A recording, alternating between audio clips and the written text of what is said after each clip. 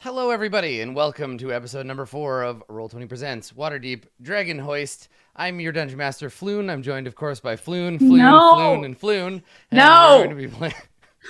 we're going to play some Nice to Dungeons and meet Dragons you, today. everyone. I refuse to be referred to as Floon. I'm legitimately disappointed that you didn't change our names on the overlay. Damn. Adam, You Adam, could That would have been great. do it. I could just make you Floons. No. I could do it. Oh, Can I- wow. can Too I much suggest, power. Yeah. Can I suggest Floon and Blagmar cosplay from you? In the future? Yeah. I don't think I have... would I don't love to see like have... a I don't have the... ostentatious cloak I know. and like some nice tunic or whatever. I don't And have that the drunken swagger. chiseled jawline and the slightly inbred noble blood to pull off a Floon Blagmar. I don't think cosplay. that I'm sure you Adam could has do it. enough non-black clothes. That's to true. True. That's why it's pull off. cosplay. You're pretending to be I somebody mean, like you're if cloaks and tunics are an issue, like I have not. a vast array. Yeah, that's true. We can make this happen. We could. I'm just Oh, the combined power of Lauren and I. I feel confident in my abilities. Well, we'll see. We'll see, Floons. We'll see. Before we begin today's episode, we have a very important tradition to uphold. This is, after all, Waterdeep Dragon Hoist. We have to hoist that dragon. So before we get started, today's very special dragon to hoist is going to be we're gonna take a side trip from the standard chromatic dragons to be hoisted, and we are going to attempt to hoist the slippery pseudo dragon today. Oh, So the slippery pseudo dragon today, it's only a DC 8 athletics check, but because he's wriggling around so much, it's at disadvantage. That's right. So if everybody would like to, please go ahead and hoist that dragon. All right. Oh no! Yes! I'm still in! All right, good work, nice job, Jewel. Jewel hoists the dragon. I did it! Excellent. So only with a critical fail does our bard fail to lift the dragon. can I just say critical fail and critical success? Yes. On... It's rough. Yeah, It's you're rough. really warming up your dice. So I know. I thought I've been unfortunately- playing too much Pathfinder. The swing, you know. Yeah. Unfortunately, Rin was unable to hoist the pseudo dragon. Hopefully, it didn't bite you too hard before we passed on. Congratulations to everybody else for hoisting the dragon. Oh well. That's it. Good episode. Thanks, everybody. That's it. We did it. That was it. Good stuff. We do one roll. Listen, we're a minimalist Dungeons and Dragons show. What we really like to do here is just engage the mechanisms once and then just go home. No, that's not Look, true. as long as you roll a die, you've played Dungeons. Yeah, and that's Dragons. right. Exactly. You make one check. That was our check. So now we can spend the So next now 4 we can do hours 4 hours of role play and Yeah, not flirting with roll our any neighbors. dice, Yeah. right? Yeah, exactly. Mhm. I'm sorry, did you say flirting? Jesus. You had- I you mean, had in your your turn. case, it's more just like devolving into a puddle and then Yeah, a lot of staring and It's more drooling. just like staring. Yeah, stand and drool. I is would my I wouldn't preferred call flirting your method style. like flirting, yeah, necessarily. Yeah. Well, there you go. There you go. We hoisted the dragon. So since we're still quite early on in the series, we'll get everybody kind of on board. Eventually the plan, once we have official art for all the characters, we're gonna put together some splash screens with all of the alignment and the class and the level details, all that stuff, little bio about the characters, like we did with the last show with Tomb of Annihilation. But until then, we will do it at the beginning. We'll do it verbally. So, Elf, tell us about your character. You're playing Rin Stillwater. Who's that? Yes. Hello, I play Rin Stillwater. She is a half-elf bard. And I don't have a specialization yet, so that's practically it. Yeah, Wears you're all level dark- 2. You're barely people. She wears dark colors, has dark hair, and is very clean and well put together, and has like a violin. And she lives in the top northwest room of the house, I believe. She does indeed. The top northwest room with the raven in the tower. That's right. Cool. The Poe suite. Mm. Excellent. All right. Down below, Distracted Elf, Random Tuesday. Lauren, tell us about your character. I am playing Jewel on the Far Coast. She is a tabaxi rogue, very good at stabbing, also a stabby tabby. And she has the attic room next to the room full of what some may call trash, but she calls treasure. Excellent. Good stuff. Cool. Dave, our battle robot, and house reconfigurator. Tell us about 8, Dave, because 8 is a special visitor from another place. 8 is a Warforged fighter. They're really big and really strong, and they live in 2 rooms because I made it open plan with a sledgehammer. Perfect. An open plan room in the new house. That's right, in Troll Skull Manor. Mm-hmm. Excellent.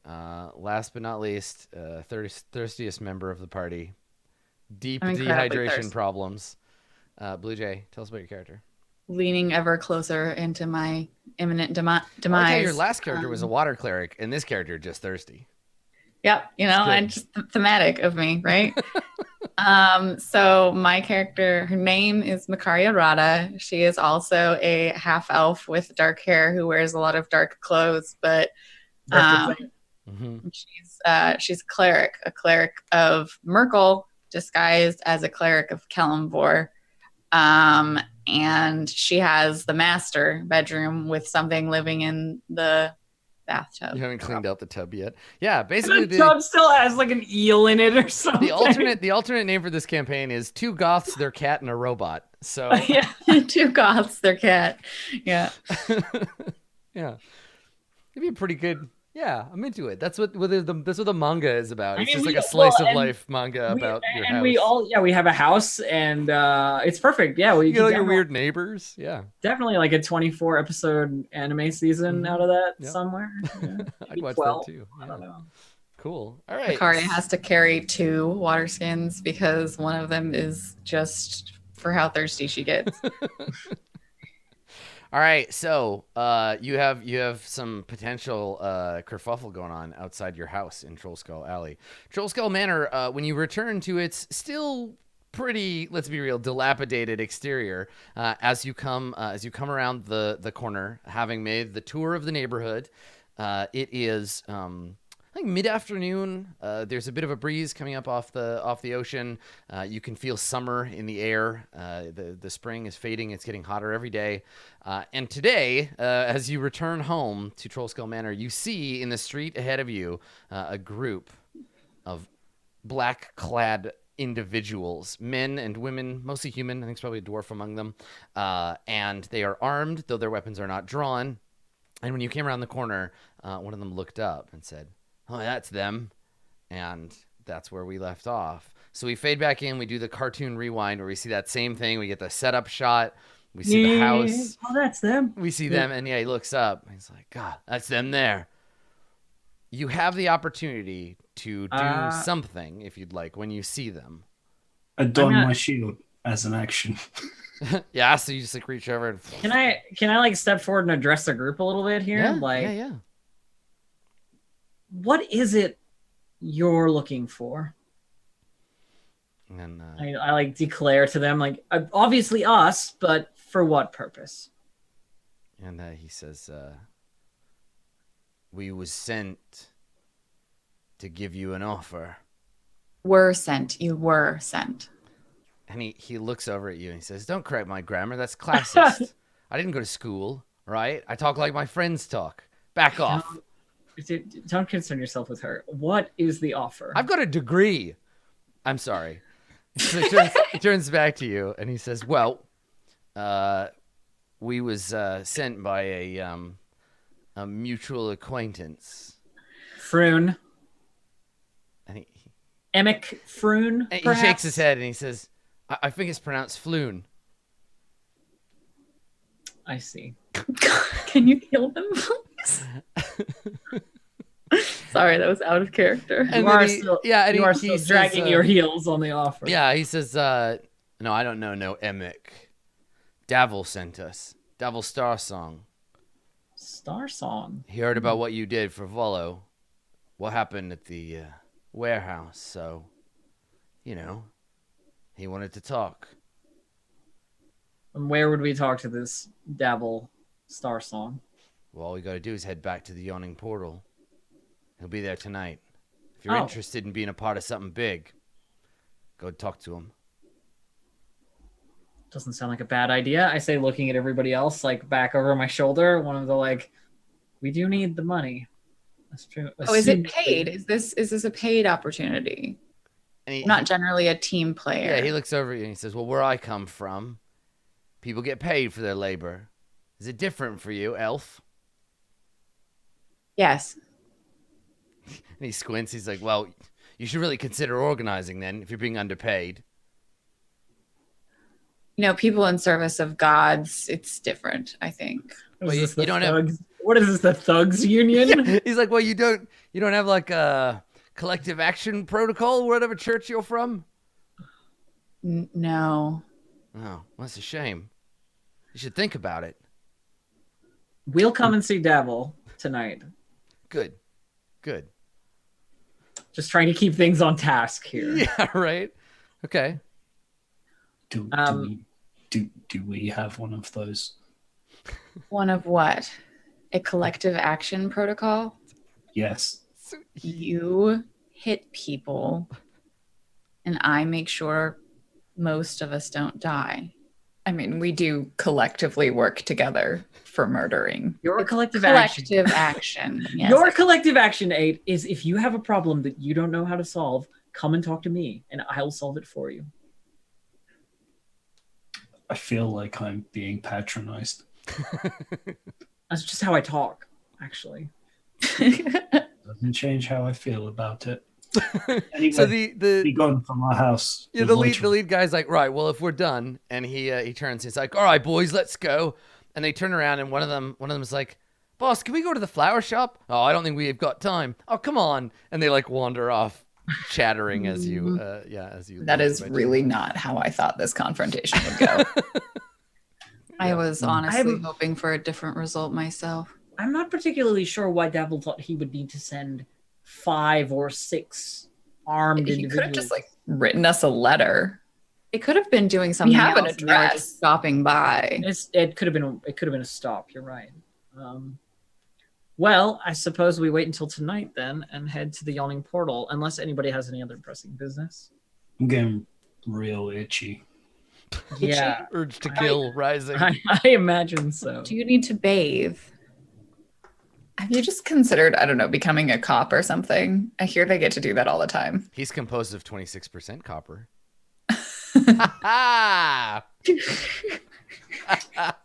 True. Welcome to the show, everybody. The union chats all like the union requires that they send 6. Yeah, it's exactly. He was the supervisor, and the rest of them need to be supervised in delivering the message. Obviously. So, I have what flowers that I need to put in water and maybe plant some of them. What around time is it, Adam? it's like noon or like. Oh, okay. So we have some time. We have some time. The rest of the day. All right. If you'd like Back to to the- montage some back- tasks. Back to the mansion. Okay. All right. Montage. So you return to the mansion, and what's everybody gonna do? What do you spend the rest of your afternoon doing before you head out in the evening to go to the Yawning Portal? I'm going treasure hunting. You I want need to to dig look through at the this trash? tub. Okay. I need to look into this tub issue. Okay. If you, I think as Makaria is like saying that, Jewel will be like, if you need something skewered, let me know. Do you know how to fish? Who's a good fisher person? I don't fish. I mean, I'm from the coast. All It's right, in come my here. name. Let's go handle this. So Jewel will first help Makaria deal with her bathtub friend. Okay. So In Makaria, my line of work, generally bathtub friends are different things. Wait, your line of work? I don't know. Being a priestess of death comes with a lot of it's fine. backup? She's one of those special priests. You You know, gotta clean the bodies with a their dead. priestitude. Yeah. I think there's a name for that. There is, Like, yes. there's a Ask word. the clerics of Soon about that. What is the? This is gonna bug me now. I'm gonna think it's while like this happens. holy, I'm gonna like, think. concubine, but No, there is a it's word. like I know you're thinking of it. I don't know what it is either. I don't know. It's good. Anyway, yes, let's with this bathtub friend. Yeah. So the two of you go up into the bathroom, and yeah, like it's like a it's just like a filthy copper tub, and there's like so swampy water in it. There's like a layer of algae that's formed on the top. Do you have like a spear or something? I don't have anything that does piercing damage. Jewel just looks at her. A frog, not a and pulls skeleton. out a dagger and another dagger.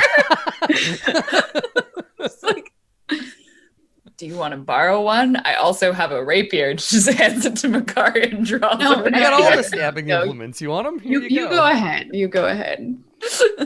Because she goes over to the bathtub. I'm helping. What does she see? I give you guidance. It is a murky pool. She just stabs it. She just Starts sticking the sword into in. the water a few times. Okay, you can make an attack roll at disadvantage because the target is technically invisible. Yep. The way that I give guidance, which I don't know that it will help at all, but the way that I give guidance is Makaria like doesn't touch you, but wait, I think you have to touch for guidance, right? I feel like you.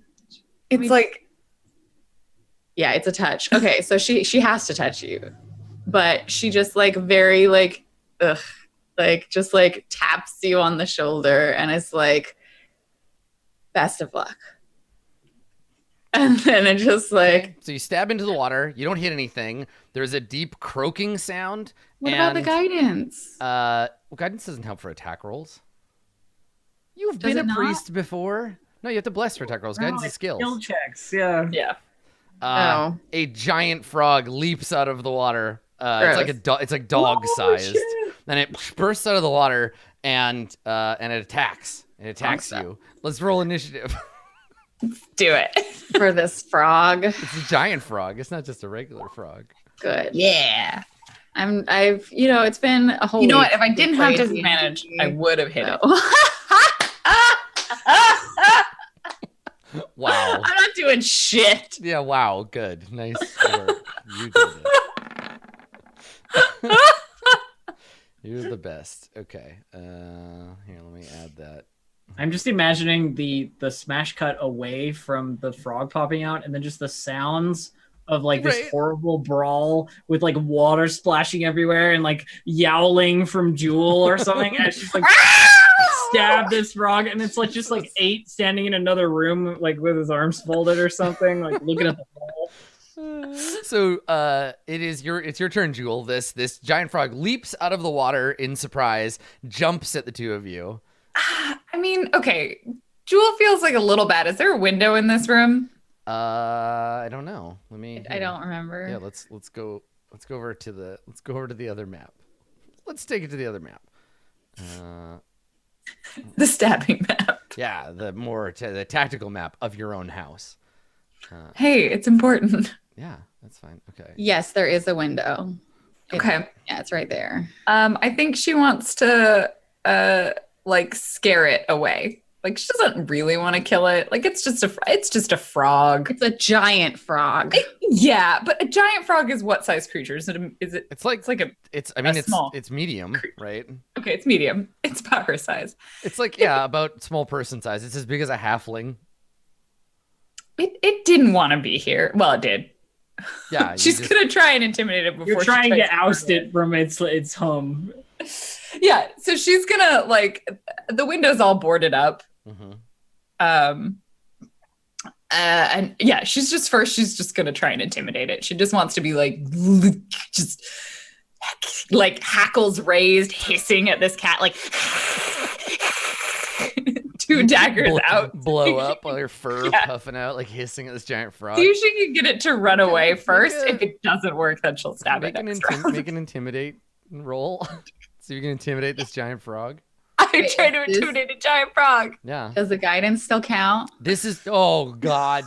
Yes, you can roll. Oh, buddy. You can roll the guidance on this. Yeah, add 1d4 to that. 3. It's just weird. It's like weirdly cute. Like it's just kind of like, aw, little mad kitty. It's literally the cartoon version. Like Mad kitty. Oh well, I guess we're gonna stab it.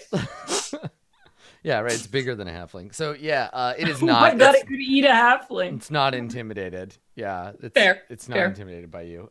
So in response, it tries to bite you. That's So it fair. That's reasonable. This is It reasonable. shoots course of action. shoots its tongue out at you. Here's a statistic, a Dungeons and Dragons statistic. Did you know that 90% of TPKs occur in the home? All right, you take 6 damage, and this giant frog's tongue shoots out, grabs you, and it glomps on over top of your head. You are now grappled by the giant frog. Good, fantastic. Okay, intimidating. It didn't work. No. I think we have to kill it, Makaria. I mean that comes out as because you have a giant frog on your head. Makaria, it's your turn. 8. 8, come here. We have a problem. That's my action. Fine. I guess 8. Where would you be 8? I was ready to tell you. Yeah. I'm looking in our library to see if we've got any books because I'm thinking reading might be a good hobby after we saw them. Okay, so you're reading in the library when you hear shouting from the other room. 8. Okay. Would you like to do anything with your turn? No, I don't want to do it. You're not gonna attack it. You're just gonna panic.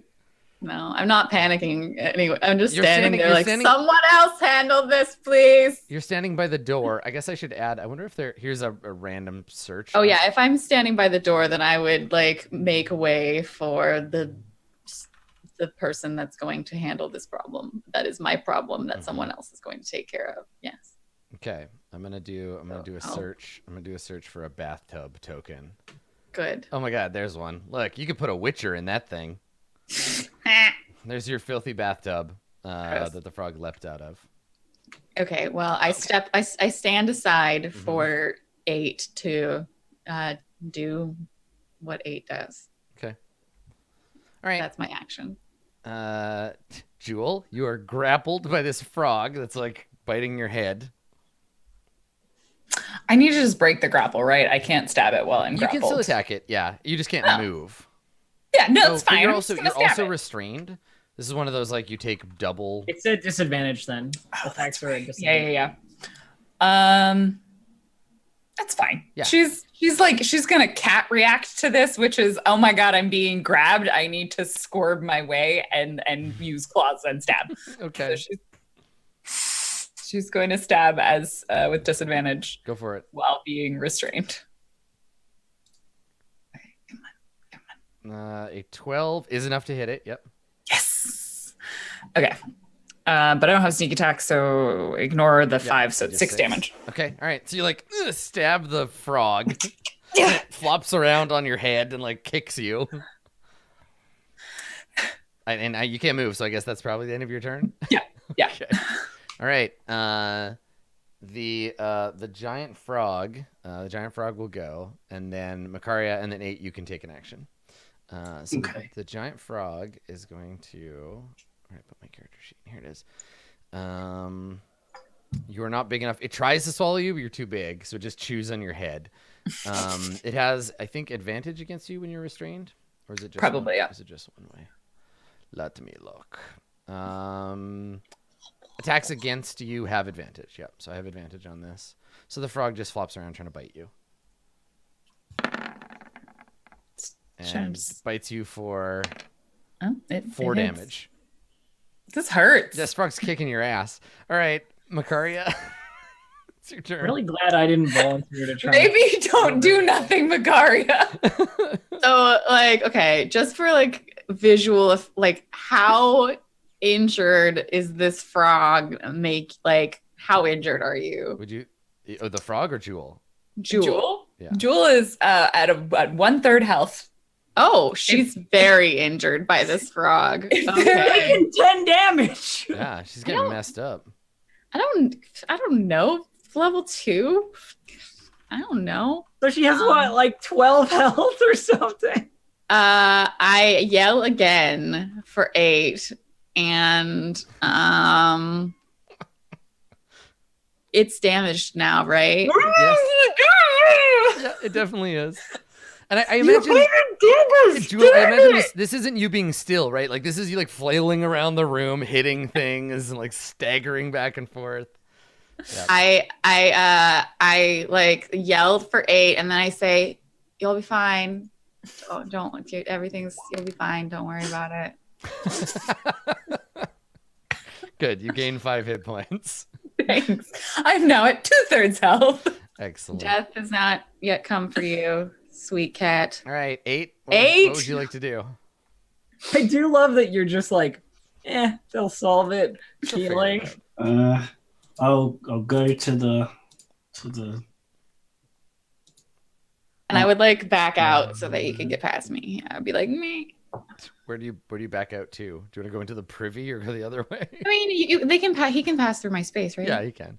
Yeah. I just love the idea of you being like, "You fight it. I'll be out here." Oh, 8, fix this. I'll be in the bathroom. Just close the door. No, I mean it's very Macari. Just run and lock yourself in the bathroom. All right, 8. Where are you going? What are you doing?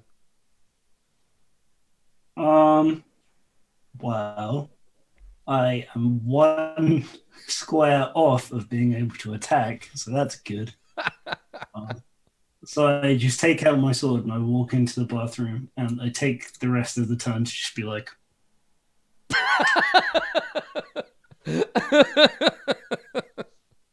"It seems you've made some sort of mistake here."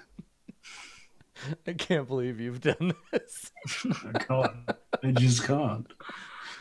I love it. Yeah, the turn is just scanning back and forth. Like what the don't fuck is know. happening? Tell you What what, we're not going to do anything else in this hour. I'll just action surge and kill it because he'll come back on. Okay. Aw. Oh man. I like to think though that you do There's stop 11. there. There is the judgment, and then you choose Yes. to Yes. action. An 11 hits. Yeah. 14 All damage. right. So with a mighty swing of your longsword, you sever the horrible giant frog in half, and Jewel, covered in frog spit, tumbles out, free of the restraints. Why? All right, What? well that worked. Takes Oh, me time to back to Magaria. While you're here, I'm not cleaning it for you. can you dump the water out the window? 8. It's too heavy for me. I Yeah, can't. I put the frog in the thing, open the window, and just Like throw- punch out the things that are covering it. Oh yeah, there's boards. I just punch through the boards and I just tossed all the water and the frog out the window. Okay, cool. The chunk, Thank you. the like cut in half frog lands in the yard outside, and the water splashes all down onto the street. I was trying to read. All the books are just falling apart. We'll have to buy more from that Dragonborn. Yes. I would let you read mine, but I'm not going to let you read mine. Okay. Can I get back to Yes, thank you. stuff? Um, Jewel like wipes the slime off a little bit and then goes upstairs. She's like, "We're good. You have a bathtub now. I'm gonna come use this later. When it's clean, let me know." Rin? So Rin, when Makaria starts shouting for you, you're in your room? I'm in the tower where I've put myself in this Okay. business. I've got a raven friend to share a ration with. Rin, Yes, what? can I borrow your invisible servant, please? How wide is this house? That's the real question. How wide is the house? I have to check. Can she distance. stay in her? Yes, I can. Anywhere in this house, I can summon the invisible servant. I don't have to follow it anywhere. Yeah, Thank you. I think it's. Wherever you are, can you handle this mess? Thank Can you imagine not even having to go downstairs to the fridge? You'd just be like, and it would bring things up to you. It would be the best. It would be the best. It's true. Yeah. So I'll summon Alistair, the unseen servant, Okay. and send him to go and help with what I summon him and I'm like, just do what Makaria tells you. And like, I just go. Okay. So Makaria, you have an unseen servant clean your bathroom? Yes. Man, that's the life. I'd become a wizard for that shit. Man. How long does it last? It lasts for an hour, and it just lasts like for an hour. does whatever you. It's an hour. It does menial tasks. That would be the best. If it finishes the task that it's doing, and you don't give it another order, it just stands there. Yeah. Oh, I would definitely be like, and then the hearth, and also my bedroom, and like, yeah, if it took longer than an hour for all that, then it could do whatever. I don't know. Shit. That'd be so good. Because it's like, yeah, like your house would just be nice and clean all the time, and like it's magic, and you. Yeah. The best. I took this spell with the idea that we have a house to maintain. Yeah, you know what I mean? fantastic. Like that was the whole point. All right, cool. So you do that. Yeah, so I'm just sitting in my room while all this is going on with your stupid frog combat, feeding a ration to my raven friend if they're still there. Yeah. All right. So time passes. Is there anything anybody else wants to do during this sort of Jewel takes a nap. rest period? Yeah, a little nap, everybody rest. Okay, yeah. So it gets dark, and you still don't have like the means to cook food, so everybody can like eat a ration for the day, and then there's the evening. So do you want to head to the Yawning Portal? I think so. Yes. All right, sure. I have in my inventory perfume. I am going to use it. Nice. What does it smell like? I imagine it is almost like it's like a little bit cloying, like it's maybe slightly too old and there's too much in it, but it was very expensive. Cool. You know what I mean? Like you smell old and expensive. Smells like money. Yeah, it smells like money. It smells like fancy upbringing. That's what it smells like. Nice. Okay, cool. Good. Okay. Oh, look, it's Strixie. So you head to the Yawning Portal, and as usual, it's bumping. There's music playing and drinks being served. People are eating. It's more like the kind of like the dinner hour. You can still find a table. It's not so busy. You don't see Floon or Valo anywhere. Thank God. For now, they tend to be part of the later crowd. And I think when you come in, you see Gillester. You see Gillester Silvermane. And he sees you, and he is Rin and Jewel's friend, right? No, Jewel and Makaria. Jewel and Makaria. Okay, so the two of you spot and recognize him. I don't think the other two of you know him, and he comes towards you. He's like pushing you through the crowd. He waves like, "Hey," like he wants to talk to you. Does he have? Can I like before we go to our table before this? Can I have gone up to the bar and to Durnan and tried to get a free drink from him? No, Gillester sees you come in like the front door. Okay. And, okay. And starts heading over before the table is obtained. Got it. Yeah. Then I'll try to get a free drink from Gillester. Okay. All right. Well, so he sees you and he walks up, and he says, he's like, "Jewel, Makaria, it's so good to see you again. I hear you've been up to some exciting business. Come with me to the bar. Let's get a drink." Now. And he like takes you over to the bar, and he says to you, Jewel, he's like, "I had heard that." Gillester has a I think a Cormyrean accent, so he sounds like a Cormyr is like the England of the Forgotten Realms, like the medieval England. They have knights, like the Dragon Knights, and they have a king they love. And sounds evil. no, it's the other kind. It's the other kind of English. It's the Harry other Potter, kind. like Oh, okay. Oh, like the Julie The friendly Andrews. English. Like Mary Julie Poppins. Andrews friendly. Yeah, not the like good to see you again, my friends. Yeah. So yeah, Gillester, he's from there. Though he's lost much of his accent and sounds more like because he's lived in So Waterdeep. hold on a second. Which one am I? Am I evil or friendly? You're the friendly. You're one. friendly. You have the friendly accent. Yeah. Very few people actually You're have. not- the Yes. evil You gotta, accent you in gotta real be life. really high strung to have the evil accent. It's like high society English evil. Mhm. Very posh Okay. is always evil. Even I don't think even any of my friends had it, and like we were southeast posh England. I mean, yeah, that's where I am. So Yeah, exactly. You can be friendly even when you're British. I know it's hard. okay, just wondering. So yeah, so he Gillester leads you over, and you say, "We have a house now," and he says, "Ah, very nice. That's the sign of a true a true society individual. You own property. At least that's what I'm told. I've been looking at houses here myself for some time, but, well, Well, we It's- don't own it. and It's he ran- really a seller's market, I think. You know, he gets kind of a sad look, and he says, well, I just haven't had the heart, not since I lost Farrell. But that's not why I wanted to talk to you. I had heard about your dealings with those blackguards, the Zentarum, and yeah. on top of that, the Xanathar's Guild too. Word's gotten around that you might be folk that I could go to get things done. And Makaria like looks at the bar and is like, maybe we should have some drinks before we continue this conversation, don't you think? Why? Why would Because that I like drinking. 8. He says to you, I never put pleasure before business. Never. Not if I can help it. What if they're the same? Well, good. Isn't that how that saying goes? Find someone who'll pay you for the things that you love, and then you'll live. Never work Something- a day in your life. That's the saying, and Ah. it's not true. That's right. Yes. Well, So, I suppose do you have any murdering to do?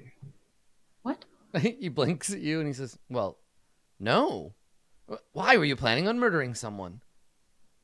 It is always do. planning on murdering someone. Just killing. Just killing, It's not murdering. It's A different. fan of sanctioned violence. Yes. And Yes. He's like, maybe I've misjudged you. You know what? What do you want?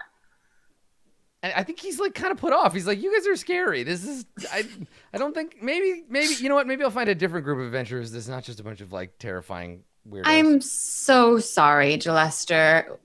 We've had quite a time, what with the new house and all we did to obtain it. I would please love if we could get a drink and sit at a table away from the bar, and then I'm sure we could have a... This is Rin. She's very good at talking. And then I turn to the bar and I ask Dernan for some drink. Okay, yeah. Oh, I was under the impression that I was like not in this conversation. But I guess you're standing nearby trying to be polite and not. I'm probably like in a minor conversation with some unknown person. You're right. And then You hear your Makari's like, "This is Rin. She's good at talking." And I turn around like, what? And yeah, you see this man. And he's like a middle-aged Cormyrean dude, and he looks at you and he says, "Rin, was it? Pleased to Yes. meet you, Gillester Silvermane." Rin Stillwater. And he puts his hand out to like shake yours. Yeah, and she shakes his hand though quickly, if you know what I Right, mean. like okay, cool, we did it, but Like, don't. yeah, It's fine. It handshake. doesn't. You don't it's linger. good. It's part of the society. Yeah. Yeah, exactly. Big mood. And he says, "So you're the business liaison for this little outfit?" I am the owner of Trollskull Manor, on deed, and I would say that I am the organizer of this little band. Well, Certainly. I have She's to say, very organized. if you're planning on running a business out of Trollskull Manor, you're going to want to apply for the correct paperwork. Things around here can be a bit complex, various guilds and overlapping domains and what have you. I would have assumed the deed would have covered the Oh, well, of course, zoning but of the land. when time comes to pay your income tax, you're going to need to file correctly. And if you're running a business, it's a different piece of paperwork than... Listen, Yes. get yourself Paul a didn't priest. say Get anything yourself a about priest. taxes. Get yourself a priest of Joaquin. They'll help you through the whole thing. We don't do any of it until the end of the year. Listen, the only reason I know all of this, recently I've been working with a group of concerned citizens of Waterdeep, the Lord's Alliance. Perhaps you've heard of them. I know of the Lord's Alliance, yes. Right. Well, we're looking for enterprising individuals, enterprising homeowners especially, people with a real investment in the city to And what undertake is it- some tasks for us. Tasks such as Oh, well, neighborhood watch type stuff. We have our hands in plenty of pies. metaphorically speaking. Mostly it's civically minded work. And the kind of work that it sounds like you're already doing. These... What you're talking about is some kind of enforcement, yes? Now, we have the city watch for that. We have the guards. They'll take care of any enforcement. Just we have interests. Things that need looking after. For the good of the city. Well, Why was this guy my friend? Anything in particular? Or are we just speaking generally about the well-being of the entirety of the city? I'm assuming you have somewhere in mind or something in mind that you could direct us to. He says, well, that's the thing. We don't really work with contractors. You would have to become a member of our organization. But once that's taken care of, and it's a provisional member, of course, on a trial period. The fees are minimal, and it would give you official standing to perform various tasks within our organization. No, at the words official standing, it's clear that Rin is like, I do like official standing. And he puts his hands up and he says, none of it terribly urgent, but each of you can consider you have a home in Waterdeep now. You're citizens of this fine city-state. And as such, I would imagine you would want to help look out for its interests. Change starts at home. Think about it. I'll certainly consider the matter and get back to you. What was it, Gillester? He nods. Yes.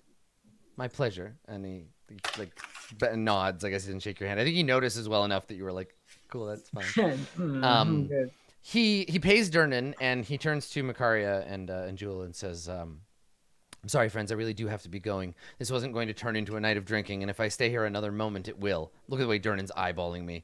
And Durnan's just like holding up a beer and sloshing it like, ah? Do you want to get drunk? And then Gillester's like, sorry, Durnan, not tonight. Durnan is so much more. Can I change friends? I mean, no, that's not how it works. Just like in real life, when you make a friend, they have to be your friend forever, no matter what. And you can't have any more friends. You only have inventory slot.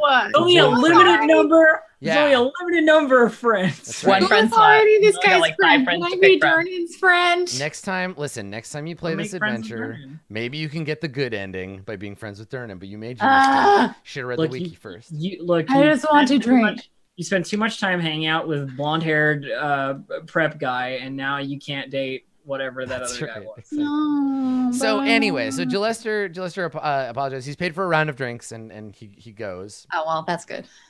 And 8, I think while they're all doing this, you see Yagra, and she is in the middle of telling some other people the story of what happened the night before, with the night before with the troll and all that, and I think when she comes to the part about you and your friends, she looks around because maybe you'll be here, and she sees you, and she smiles, and she waves, and she says, 8, come here. Okay. Got it. Okay. Wander over, see what's going on. All right. So Yagra says to her friends, and she says, and don't listen to what that blowhard Durnan says. We would have been lost if it weren't for this big boy. And she like punches you in the arm, and she says, you ever seen anybody like this before? No, of course you haven't. You're a bunch of peasants. And her friends are like, okay, you don't have to be a dick, Yagra. And they finish their like conversation. She kind of brags you up a little bit, and then they get up to go get more drinks. And she gestures and she's like, 8, sit down. Sure. Okay, so you I sit. sit down on like the stools again, and I'm just like, Yeah, she's like, trying not to break it. I saw your friends. Here, let me grab her art.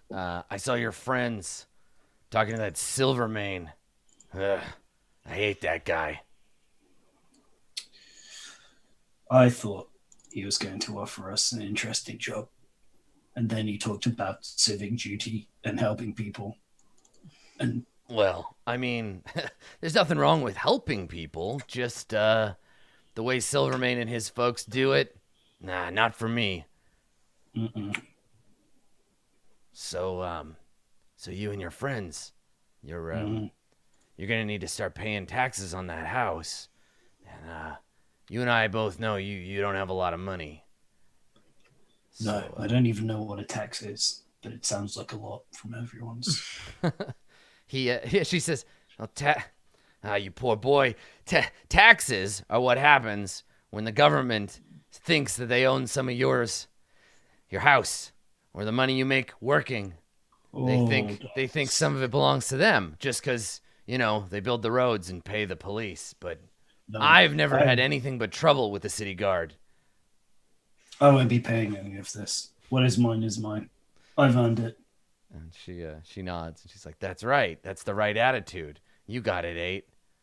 Now, you could use some gold though. Pretty that place up. Buy yourself a shiny new sword, huh?" Yes. And she grins and she says, "Well, if you and your friends were interested, maybe I know somebody who can give you work." And she looks across the room, and you see, I gotta check and see if this dude has art. Oh, he does. Whew. This handsome fellow. Oh, it's the boy. So she looks over and she says, "You see that elf over there? Uh-huh. That's Davil. He might not look like much, but he's a mover and shaker around here." He leads a band of at least 5 people, if I'm aware. She laughs and she's like, "Ha, yeah, At at least. Yeah." And They came to our house. she says, "Listen, word's getting around about what happened to that warehouse. How you took out those Xanathar Guild chumps. Well, looks like Davil's got his eye on you, so..." Also, goddamn it, he's pretty. So, you go and talk to him. Tell him Oyagra sent you. I'm sure he'll be able to hook you up. I look forward. I appreciate that. We already have an invitation. Like I said, And there's she squints at you and she's like, "What? What do you mean?" those 5 people. That's how I was aware. They came to our house and told us to see him. What, and you let him live? I was as surprised as you are at this. They were standing there in black cloaks outside our house with weapons. I took out my shield and then they did talking. Well, if I was, not me, like some kind of coward, and I saw that, I'd probably run for it too. What's good? Show his strength. Davil will appreciate that. But listen, be respectful. He's an important man around here. And in our organization, what he says goes. You understand? Well, unless he says something I don't want to do. Listen, I know for people like you and me, it's hard to take orders. Somebody tells you what you do, you want to rip their arms off and then make them eat them. And then, I don't know, worse stuff. But like, Yeah. Listen, Davil Star Song's a big deal. And more often than not, he's right.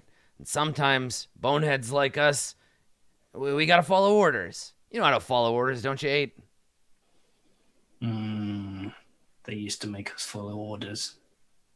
But I suppose I also followed orders with the other people I went to after we killed the people who made us follow. See? I suppose. These kinds of things, they're so complicated. Listen, Davil just wants to help people. We just want to do it our way. And I think that you could help. So, take your friends over there. Yes. Go and talk to Davil. This sounds good. And when you end up rich, and you throw a big party in your new house, don't forget about old Yagra. Okay. All right. So you get up and walk over, meet with your friends? Yeah, there's a long pause.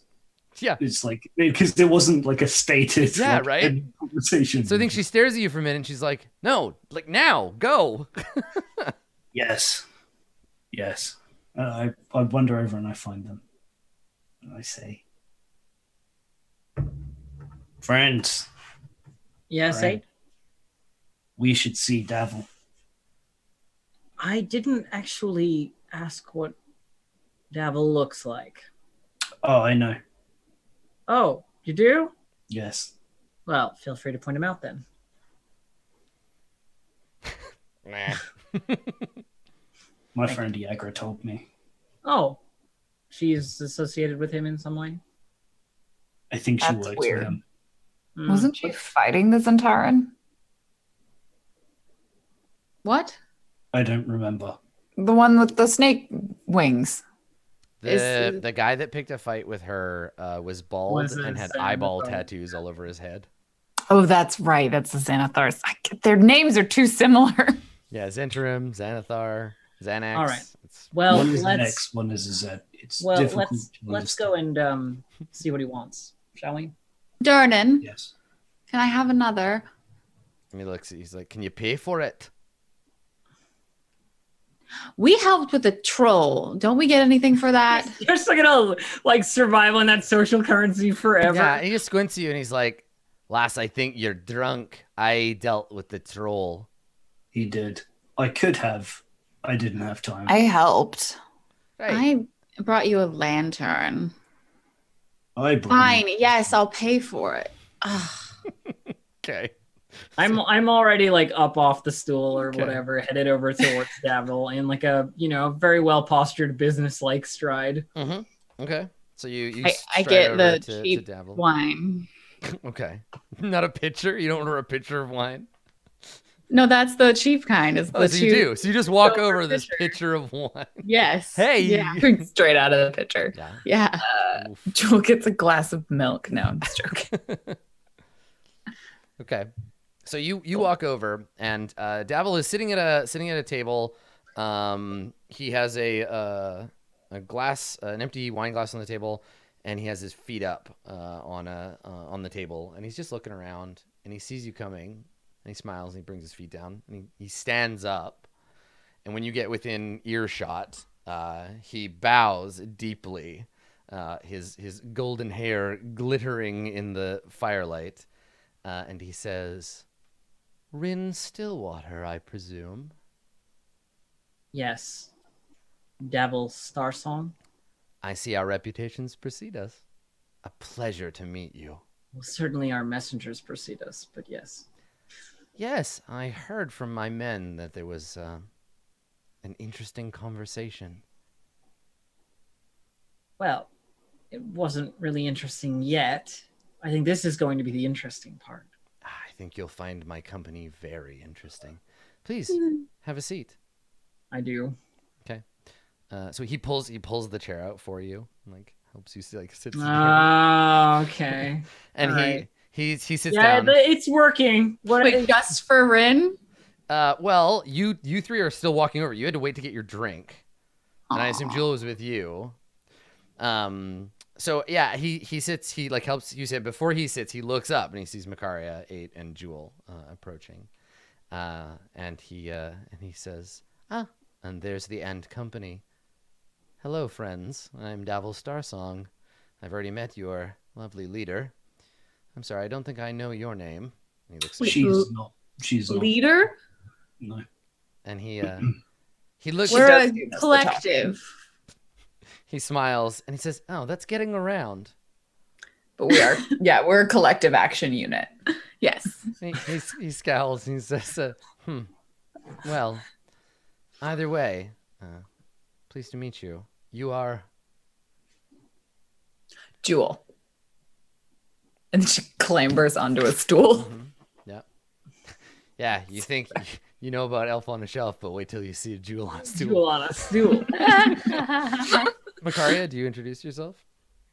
Yes, my name is Makaria Rada. And then I sit down and I take his empty glass and pour my wine into it and start drinking. And he just quirks a single perfect eyebrow. And then he looks over and he sees you and he says, "Ah, 8, you I do know. Yagra speaks highly of you. Mostly your ability to kill your enemies. She's not wrong about that. We all have our talents." Yes. There was a frog today. I'm not sure where it came from. I don't think it counts though. The feeling, it's still there. Very good. Please, everyone, have a seat. Rin's like sitting in this chair, perfect posture, like hands folded in her lap, waiting for whatever is next to come from this business arrangement. So he sits down, and he says, first, I want to personally apologize. It seems there's been some misunderstandings between you and some other members of my organization. It is certainly possible. Your organization? And let it not be said that we don't apologize properly. And he drops a bag of coins on the table. I like slide it over towards me, but I don't take it off the table because it would be like rude to start counting out how money. How much do you apologize? In the middle of this is like he's doing a gesture, and the smartest thing to do is be like, I graciously accept your gesture, but like not worry about what it actually is yet. Yeah. So he says, so you said who said that? Who said your organization? Was it you? That was Macaria. So he looks at you and he says, yes. I mean, I didn't found the thing. It's been around for hundreds of years. But the Black Network has agents all over Faerun, especially in places like Waterdeep, places where things happen. I merely meant that we've run into several organizations in the past few days, and we thought maybe which organization should have been the question, I suppose. It has many names, but you probably know us as the Zentarum. Oh, so and I like make like a snake. Was it the snake one? Is the Zentarum? I'm not gonna help you. God damn Because it. it's funnier if you can't remember. It's the snake with wings. It is, yes. Jewel pipes up and then she pretends to be a snake, like snake wings. Yes, that one. Mm-hmm. And he says, yes, that's the one. So any violent altercation you may have had with us and ours, I apologize on behalf of my entire organization. Sometimes when you have as many agents as we do, you employ unreliable contractors. It's my aim that this evening I can rectify some of that problem. I think that we should work together. The four of you. You should have fired them. Huh? Even if they'd survived, you should have fired them. They were weak. I was shot. Yes, that will happen. By the in this line of Xanathar's business. Guild. And when you say that, he sneers and he says, yes, precisely. They've been crawling up out of every sewer and hole below the city for some time. It seems there's something they're after. Something in particular? And he says, don't worry yourself about that. I've been instructed by my superiors to meet with you and to offer you the opportunity to work with us. What kind of opportunity? I am in the market for new employment. So. Yeah. So he kind of like looks over you and he says, we protect people who are our friends. Now I know you're likely to hear that from other folk. And he looks over and you see Gillester like on his way out. But those kinds of people are going to tell you what to do and how to do it. And they're never going to tell you why. Those sorts of organizations think they have the people's best interests in mind. But I assure you, they don't. It's impossible to have everyone's best interests in mind. So what we at the Black Network do is keep our friends close and, well, we deal with our enemies. And he looks at 8. Yeah, if I had an expression, it would be like intent. Positive nodding. Yeah, Yes. if I could make a facial expression, it would be stoked. And so he turns to you and he says, there are in a city this size plenty of opportunity to help out our friends. But it's important that we know who our friends are. A task here and there, paid, of course, to show us that you are in alignment with our goals. So what you're looking for is to make new friends. Then. Precisely. I've always been of the mind that one can't have enough new friends, especially new friends that are obviously capable and willing to get the job done. Why don't you talk to me about what the job might be? He says, well, we've had some unpleasantness in the dock ward. You're familiar with it, at least in passing. We have also had unpleasantness in the dock ward. I think that's just a good way of summarizing the dock ward. And he looks at when you say he looks at you and he says, "Now that's a misunderstanding. I think lots of people in Waterdeep think that the dock ward is this dingy runnel hole where human refuse leaks into the ocean. And there are neighborhoods here and there, mostly Xanathar-controlled neighborhoods, where that is true, but the Zentarum are working to improve the dock ward. Now, I thought of you," and he looks at Makaria, and then his eyes flick to Rin. "I thought of you when this came across my desk. Someone has been targeting elves and half-elves, sailors mostly, in the dock ward, murdering them." If there is a threat to my friends, regardless of your friends, I will deal with them. Well, I appreciate your enthusiasm. We've been trying to ascertain the cause of this problem, but we're running a bit thin just now. There have been 3 murders so far, each one a decapitation at night. No crimes by day. It seems to me that the City Watch has been ignoring the dock ward, looking down there only when it befits them. These sailors, they could use some help. What do you think? You have the bodies still. The dead ones, I mean. No. What? No, of course not. They were returned to their crew. It's not. I think, yes. I think I want to help. I don't see any reason we shouldn't try and bring some killer of half-elves to justice. Precisely. Well, Sounds like fun. see what you can turn up, and if you solve this little mystery, come find me. Where would be the best place for that? And he gestures, like just around him. Unsurprisingly, I'm sure it's here. All right, we'll take a look. I am assuming that this task comes with payment for its solution. He nods. Yes, coin, of course, but more importantly, the opportunity that it represents to prove that you are interested in the same things we are interested in. That it represents. That's how he spells it. Well, I think we're all interested in coin at the very least, so. Very much so. Right.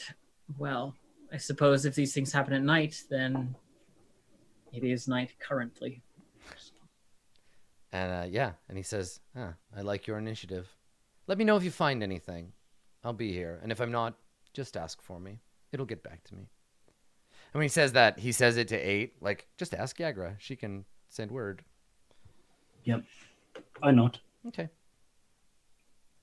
All right.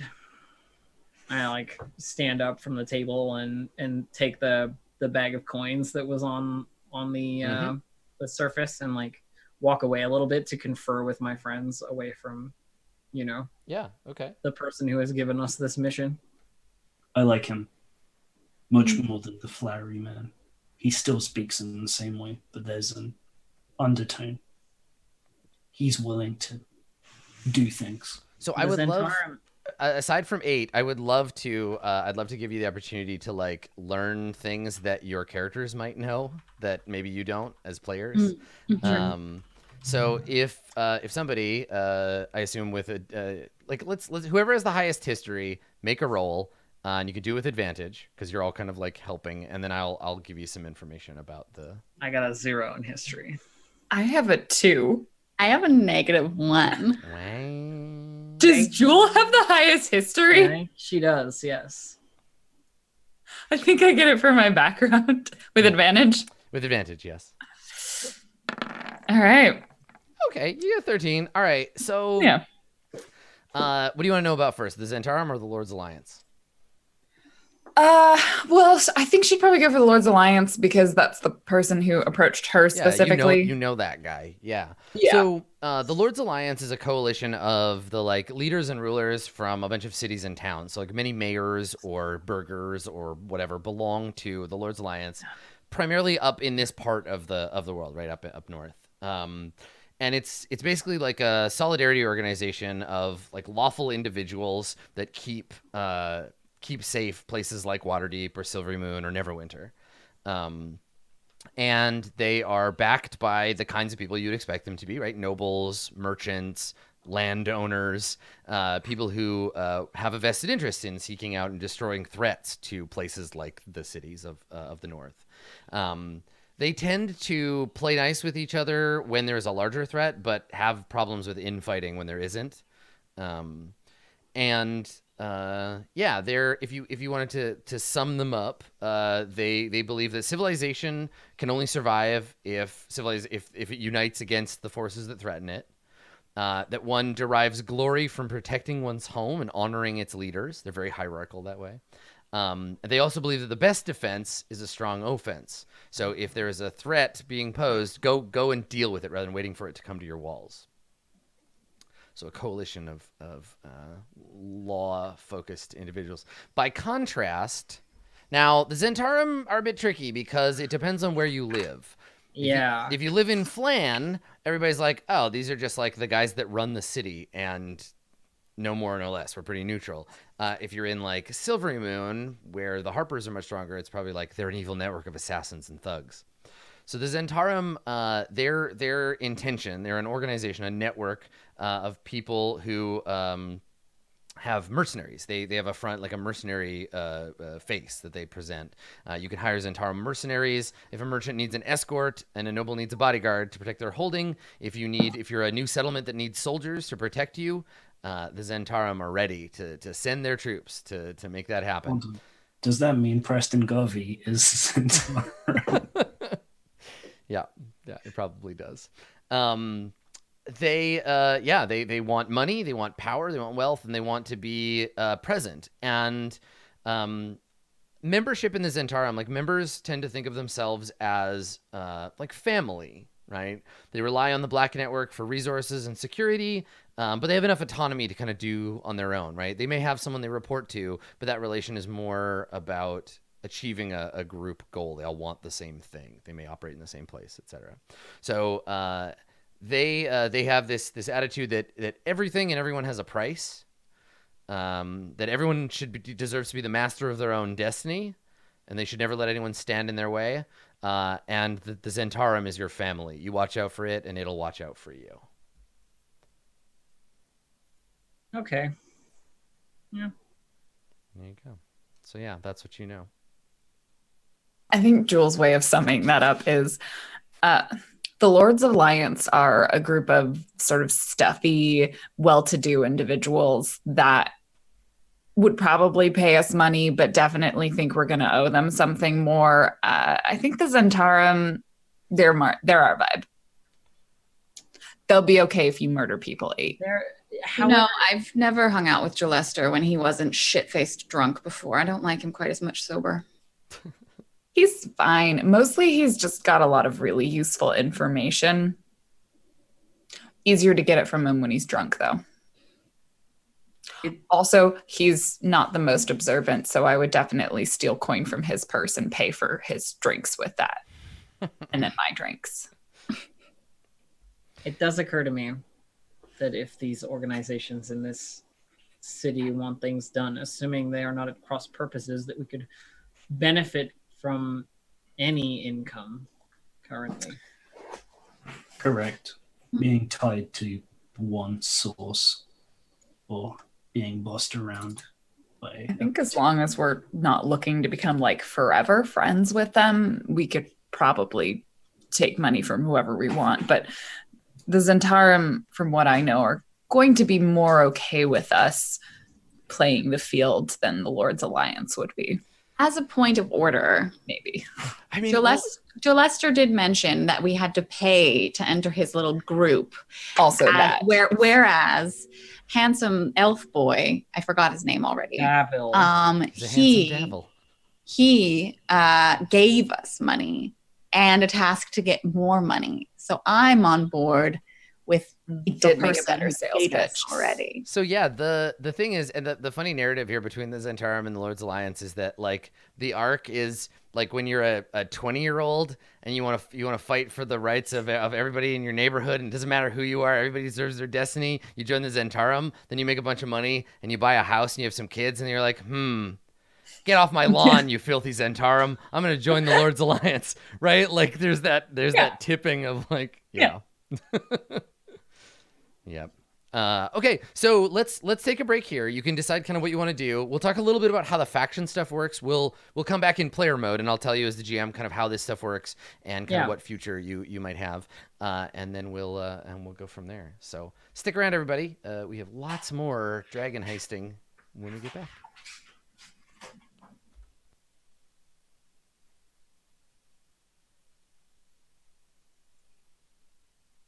Dive into a twisted maze of schemes and villainy as you race to claim the legendary fortune hidden somewhere in Waterdeep. Roll20's full digital conversion of Waterdeep Dragon Heist features 4 possible story paths, immersive features like dynamic lighting on all battle maps, and character sheets with one-click actions. Switch between story paths with the click of a mouse and enjoy the complete contents of this thrilling new Dungeons & Dragons adventure. Grab Waterdeep Dragon Heist today on the Roll20 Marketplace.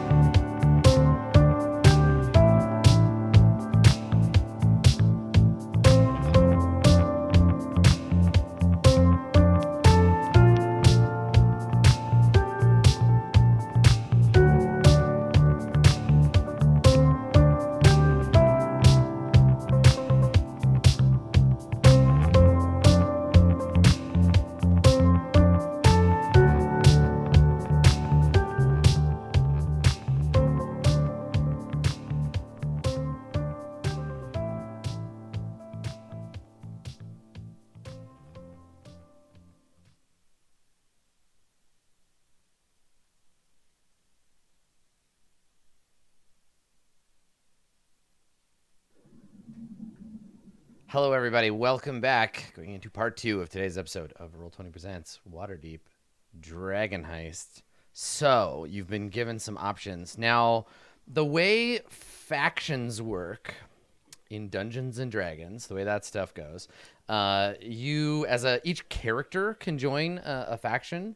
And as you continue to work for that faction, you'll get more and more like opportunities from them.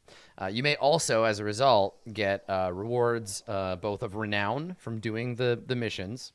Renown will help you level up your group rep, basically. You can also get access to like vendors, people who will sell you stuff you can't get elsewhere.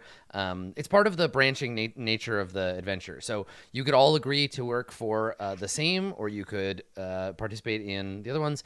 And it doesn't really, like, as far as I can tell, it doesn't really matter if you all belong to different groups. You can still help each other with the quests for those groups. But for example, if 2 of you are Zentarim and 2 of you are something else, the 2 people who are not that thing won't get anything for it. And if you end up in like directly opposing factions, there's some like RP stuff that might be a problem, right? You may be like spoken to about it, or you might have to take on a mission that opposes the other faction. So that's like a thing that'll come up. For now, though, you don't have to decide. Basically, you can take on the first batch of like intro quests for the various factions, and then decide if you want to join them before they can give you more quests. But after the first one, you won't get any more. That's really interesting because having played a bunch of Adventurers League stuff, this system used to be tied to that, but it got taken out for this system, presumably because it's a focus of the adventure now, and they're tying it more closely in with the narrative. Because that's exactly how it worked before, but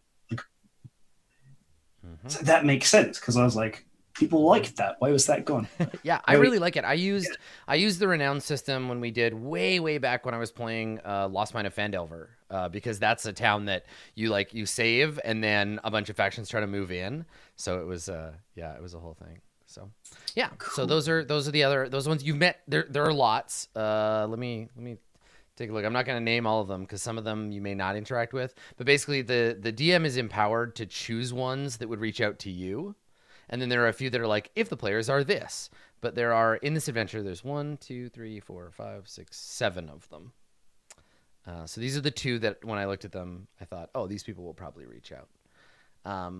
So what are you going to do? Do you guys leave? Are you headed for the dock ward? I mean, I think so, probably. Just we to have go a task. And, like, investigate? Yeah. Elf, did you want to check if your friend was as a contact? Yeah, I mean, my friend, we haven't seen him yet. I just assume that if he was in the bar, I would have. Yeah, if you want to go talk to him, he's the guy who's busy, right? Like, it's the same with Durnan. Like, Durnan wouldn't just walk up to you because Durnan, like, is working at the bar. But Three Strings is a bard, and he plays at the place. So if you want to go and talk to him, you could.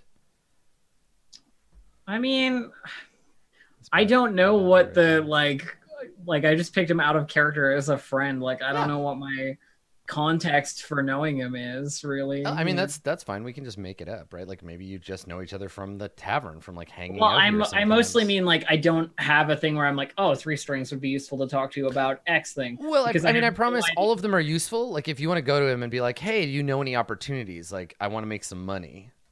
Oh, totally. Then. Like, that's valid. He may just be like, nothing right now. While we're here, I may as well try and pick something up then. Yeah, if he's got something. Yeah, he might. Yeah, we can. While you're here, you might as well talk to him. Yeah, so I'll go over to where he's like performing and wait patiently for him to have some kind of break in that said performance. All right. Yeah. So Three Strings, when you go to talk to him, I think he's just finishing up playing. He's called Three Strings because he plays a lute with only 3 strings. And that's just like his joke. That's his thing. So he just finished playing, and there's some people laughing and clapping, and he's got his band, right? He's got like 4 or 5 other people, and he's like, "All right, everyone, well, just take 5, and I'll go get some drinks." And he turns, and he's like, "Oh, hey, Ren. Things going well?" "Oh, well, you know," he gestures around. "Just working. this crowd's a little tense tonight. Assuming I can make enough money, I might have some use for your talents sometime soon. Oh, is that right? You got a kid's sister getting married? Somebody having a birthday party? No, I have a bar. They squint at you. What? Troll Skull Manor. I own it now. And he folds his arms around and he looks around and he's like, all right, what's the punchline? There's no punchline other than that we are currently working to renovate the place. Thus, gold is an issue. Oh, so you got a venue, but you got to renovate it and then you got to make some money to... Ain't that the way of things, huh? You know, if I thought praying would help, I'd ask Joaquin what the deal is with that, right? You make the money to buy the bar, but then you got to have the money to renovate the place, and you don't have any money, and then you got to get customers to give you money, but they're not going to come if you don't have any. It's a whole thing. It is indeed a whole thing. And he puts his hands up. He's like, you're not going to find me doing that stuff. I'm comfortable here. At least till Durnan kicks me out anyway. They didn't really enjoy my last performance here. Well, I mean, you're a little avant-garde. What with the calling and the shrieking. I like it. Don't get me wrong. I think it's great. Music is, there's a lot of different ways to play songs. I mean, but this crowd, I don't know. They just want to hear the old favorites. You know, anything that makes fun of Elminster, you get the tips. Yes, well, I'll leave that to you, of course. I don't suppose you've heard anything that might lead me in the direction of more coin, have you? Well, I mean, honestly, I sort of stopped looking for gigs now that me and the band, we play here most nights. Durnan takes care of us okay. But I could keep an eye out for you if you want. Please, if there's anything. Hey, it's probably none of my business, but did I see you talking to that elf over there? Yes. Davil? Yeah. We had a conversation. I mean, I don't mean to pry, but you how do you know that guy? From a very brief interaction of his men coming to see us and asking to come and speak to him. Oh God, is everybody okay? Fine, I think. Well, just listen. You work a place like this long enough, and you start hearing things about the patrons. And what have you heard about Davil? I don't like to gossip. You don't like to, but you're currently engaging in it. Well, it's just that I'm worried about you is all. I don't want you to get... Listen, people are starting to take notice after the other night, and Valo talks a lot. So He is that kind. Maybe you're gonna attract the wrong sort. Listen, it's your decision. You're a grown ass. I don't even know. I mean, maybe you're 200. I don't know. Listen, thing is, I just don't. I've heard things about this guy, and I just wanted to warn you to be careful. I'll keep my eye out. I appreciate it. All right. Well, I mean, if he tries to get you to, do anything unsavory or... The only thing he's getting us to try and do is apprehend some murderer in the Docks district. Yeah, well... Just be careful, all right? Like I said, I'll keep an eye out. Thank you for your concern. Yeah, well, of course. Hey, you got time to come up on stage? We got a number. No one, I mean, you could weird it up a little. I'd be okay with that. They're getting drunk, so...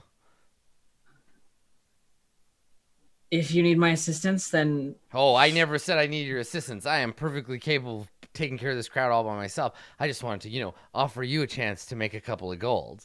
And he grins at you like he's just fucking with you. I was going to say share of the wealth, obviously, while I'm up there, very least.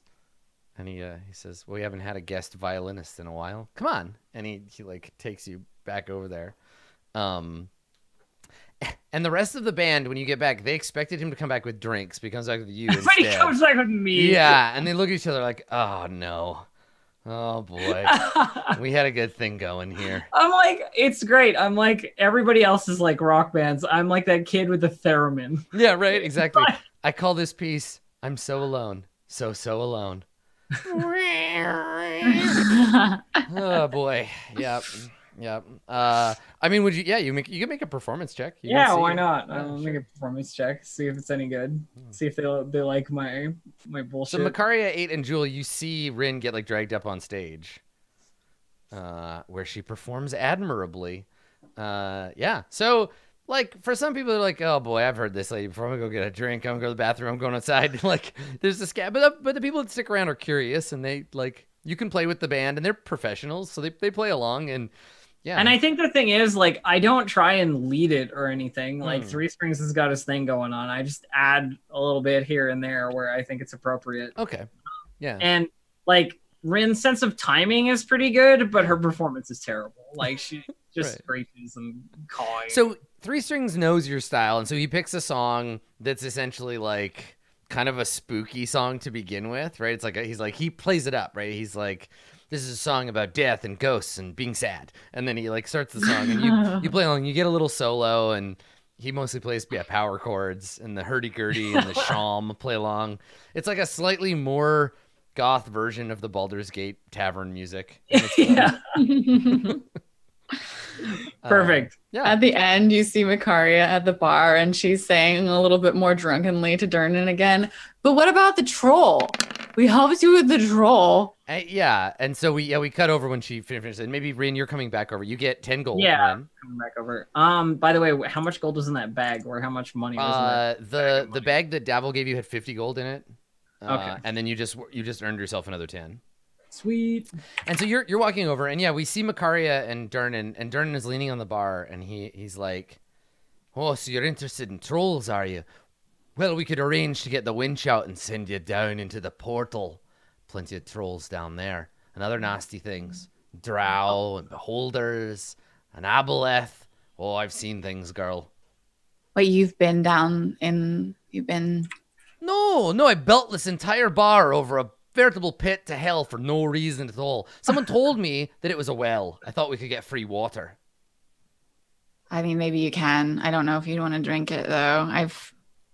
And she like pauses and looks back at him. She's like, "Seen people kick things down there."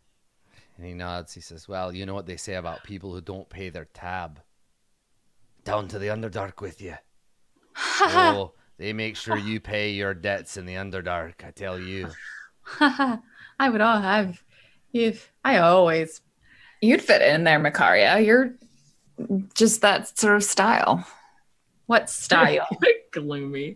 And he Gloomy. looks you up and down, and he leans back and he looks at Jewel like, "Okay, I see what we're doing. We're gonna tease Macaria." And he says, "Hey, lass, I think they would. You've got the looks. I think the Lady Lolth and her priestesses would appreciate your company. Do you know I don't. much about the Spider Queen of the Abyss?" Do I? Let's check. Yeah, make a Let's see. religion check. Let's see if I know much about the Spider Queen of the Abyss. Where's my religion? Boom. I know so much about the Spider Queen of the Abyss. Yeah. Well, let's take a quick look. We'll take a Take a gander at Lowell. we'll take a gander at the old Forgotten Realms wiki here. So according to the Forgotten Realms wiki, Well, if you're not careful, Durnan, maybe I'll try some of their practices. Yeah, don't they eat men? Something of that. and he chuckles Sort. and he puts his hands. He's, ladies, now let's not be unreasonable. Listen, I've been down there. I've seen it. I fought the Kuotoa myself. I got this scar, and he points at his arm. It's a big scar, and he's like, from one of their fish hooks. Or wait, maybe it was this one. Aren't they frogs? And he's pointing back and forth, and he's like this one over here, or maybe this one. Kind of Oh, like this scar here. Have you seen this one right here? Macaria I like wanna say that- reaches to the person next to her's drink and grabs it and like starts drinking. I feel like Jewel has definitely pickpocketed enough to pay for Makaria's drink, or at least tried to. Right, there's a cycle of like bad theft where she reaches over and takes it, and then you put like a coin in the pocket of the person whose drink she just took, and then like slide one to Durnan. And then Rin, you like come. this is a circle. I walk back over behind this conversation. Yeah, you walk up and you walk in as Durnan is like, and he's like, and I got this one from a red dragon, and you're like, ugh. And you're not dead yet. You can't kill old Durnan. Who'd run the portal? So I look to Someone else. I look to Jewel while Makari is having this conversation with Durnan about scars or whatever, She like slides a coin over. and say, Three Strings didn't have anything interesting for us. I think our best bet is still the Docks District currently. Yeah, I mean, unless we want to pay to join the Lord's Alliance, we may as well go for the job that we don't have to pay to take a job. Who does that? What is the point of paying to get a job? That just defeats the purpose of getting a job. So Durnan is Durnan like, will never do that. Durnan is like, he's listening in because he's a bartender and he's standing at the bar and you're having this conversation there, and he's like, oh, fancy, the Lord's Alliance now, are we? Oh, pardon me, milady. And he like bows and he says, aye, you join the Lord's Alliance, will be paying fees till the end of your days. I know, that sounds awful. Tried running a bar. We are going to later. Or to Don't worry, it's no competition. He looks at you like that's the most shocking thing you said, and he's like, you lot, you're going to run a bar. Yes, we're going to I have think a ghost Makaria is bartender, and it's going to be excellent. And where is this bar so I can never go there again? Is it on the Moonshay Isles? Please tell me it's somewhere very far away. Trollskull No. Manor. And he looks at you and he laughs. He's like, oh, that old pile of trash. Right, the place Volo gave you. Well, good luck. Thank you. Thank you. well, shall we be off then? Did we ask anyone here about the dock wards? Star Song seemed to suggest that was. If you want, maybe I'll turn you into a ghost bartender. I'm sure it would draw in a large crowd. Did you just threaten to kill Durnan? Jewel like leans in, like looks between the two of them. I just want to be clear of what you just said there.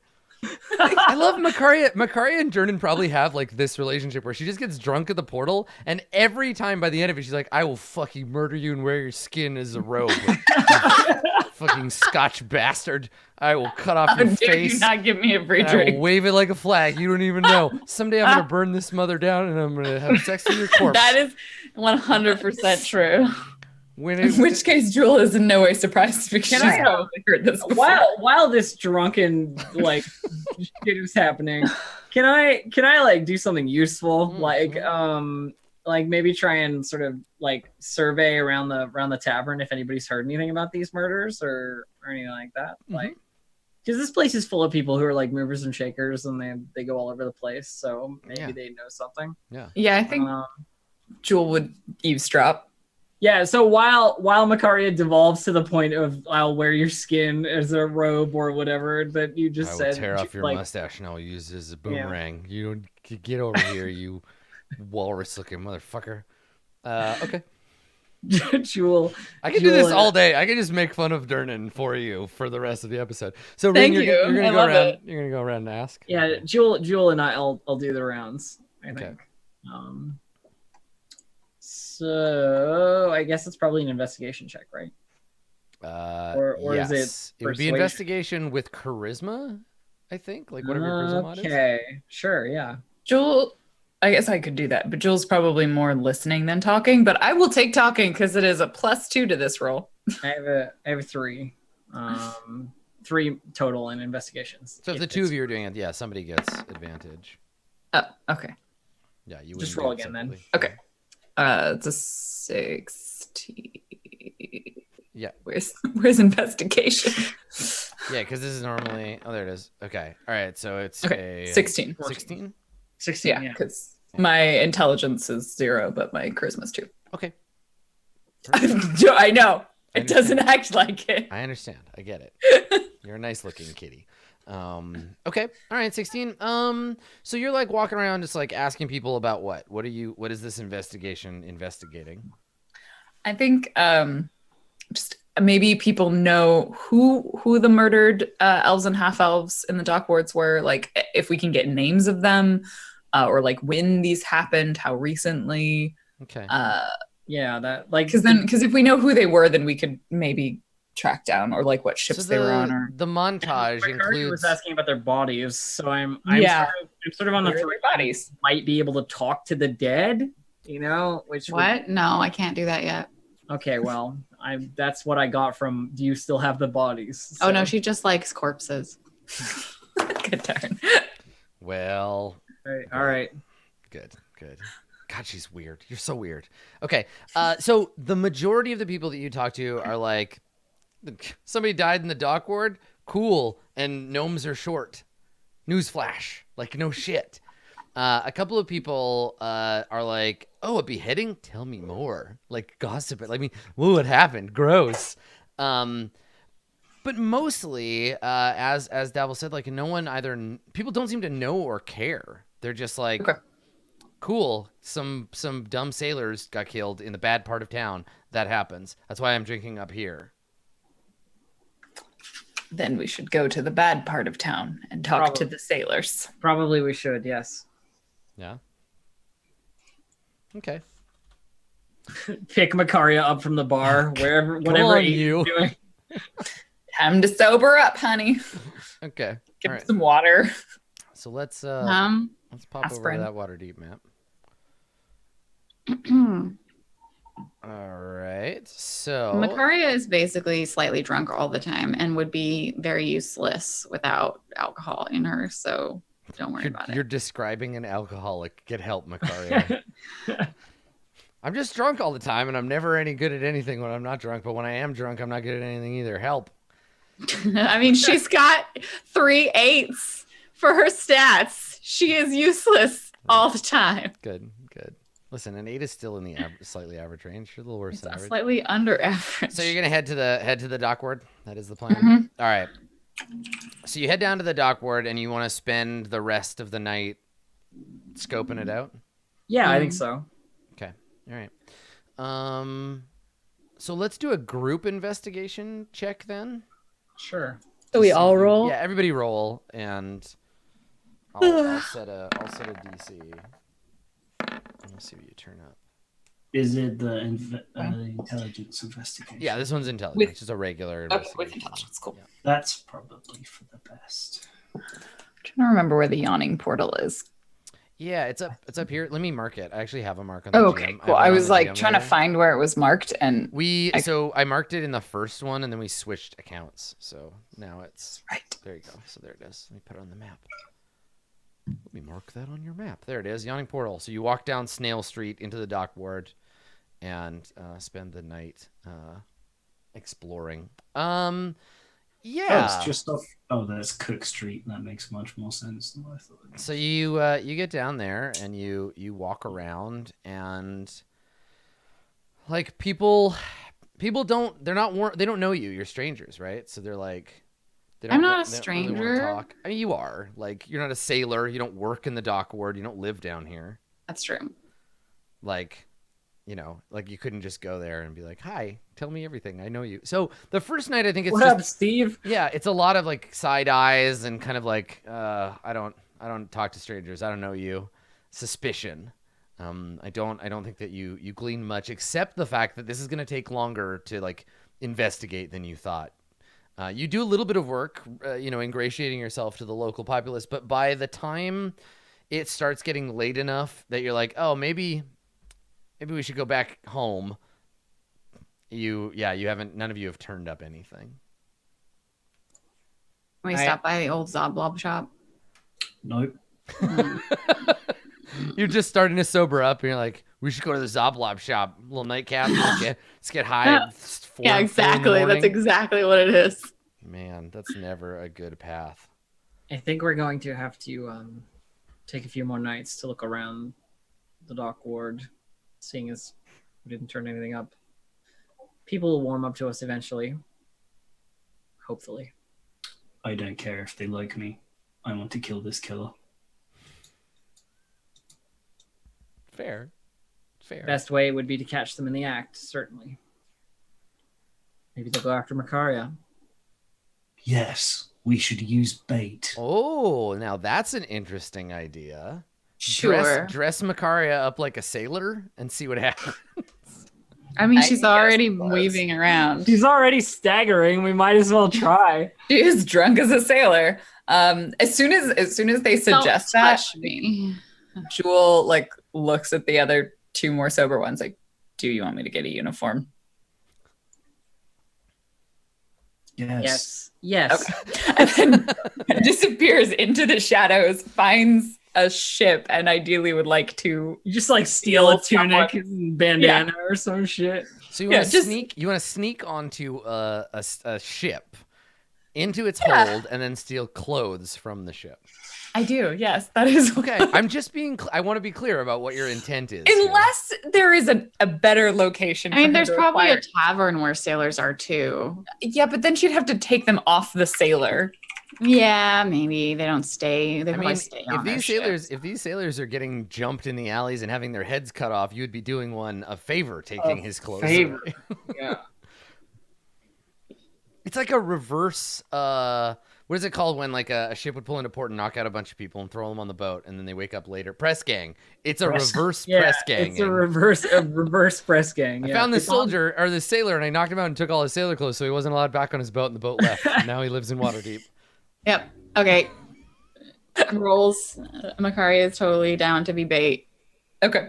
Yeah, I think this is the plan: is find a cache of sailor clothing and steal sailor clothing. Okay, so I mean, I you're just going want you with- to know that I could pay for sailor clothing if No, you no, wanted we're to do stealing that. it. Okay, all right. It has Well, to if be you're used. offering, we can like. It has Jewel's to be about to used sneak or away. else it's not authentic. You You find a vending machine that sells used sailors' outfits. do what you're best at, Jewel. Please. Alternatively, if there is a sailor that has gone into a brothel, 100% we'll just steal those clothes. Yeah, because So- they usually be somewhat naked. So what you're telling me is Like Macaria's like, I understand how sex works. They would be kind of naked, at least part way. Probably. I mean, maybe not all of the time. I don't know these things. I don't let people touch me. so what you're saying is you become a sailor if you wear sailoring clothes. No, that's not how clothes work. It's that people will think you're a sailor. Jewel, we'll explain it. Go get the stuff. Okay, It's almost I'll be back. sunrise, please. Right. Can I get So- more alcohol sneaks now away. that I'm going to pretend to be a sailor? I mean, you want to wait and like wait in a bar or something? For her to come back with the clothes? Yeah. Sure. Yeah.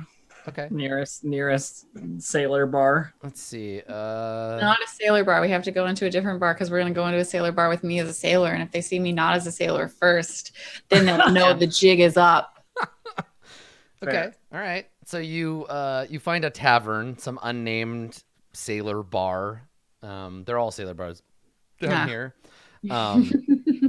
And you go in and you order drinks. So somebody pay for a pitcher of wine or whatever. No, it's ale at a sailor bar. I think That's it's true. ale. Yeah. Okay.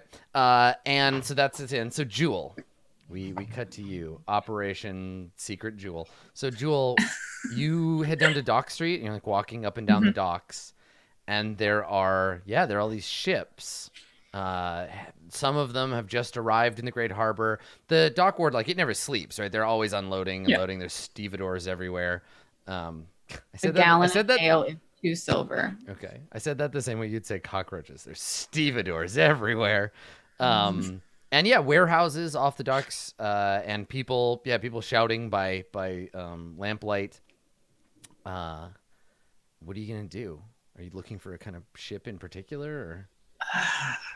I think she'd probably identify if she's gonna just sneak inside and try and take some stuff, then she'd want to find one that looks less attended. Like either the people who are on it have all left because they have finished doing whatever unloading it is they're doing. So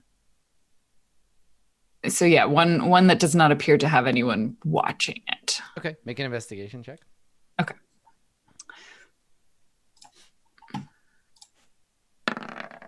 It's 16. Okay. All right. So you find a small merchant vessel, and you see it. It seems quiet. It seems like it's either already been unloaded or like it's getting ready to leave, maybe in the next day. And yeah, it has its sails all furled up, and on the front of it, on the prow, there's a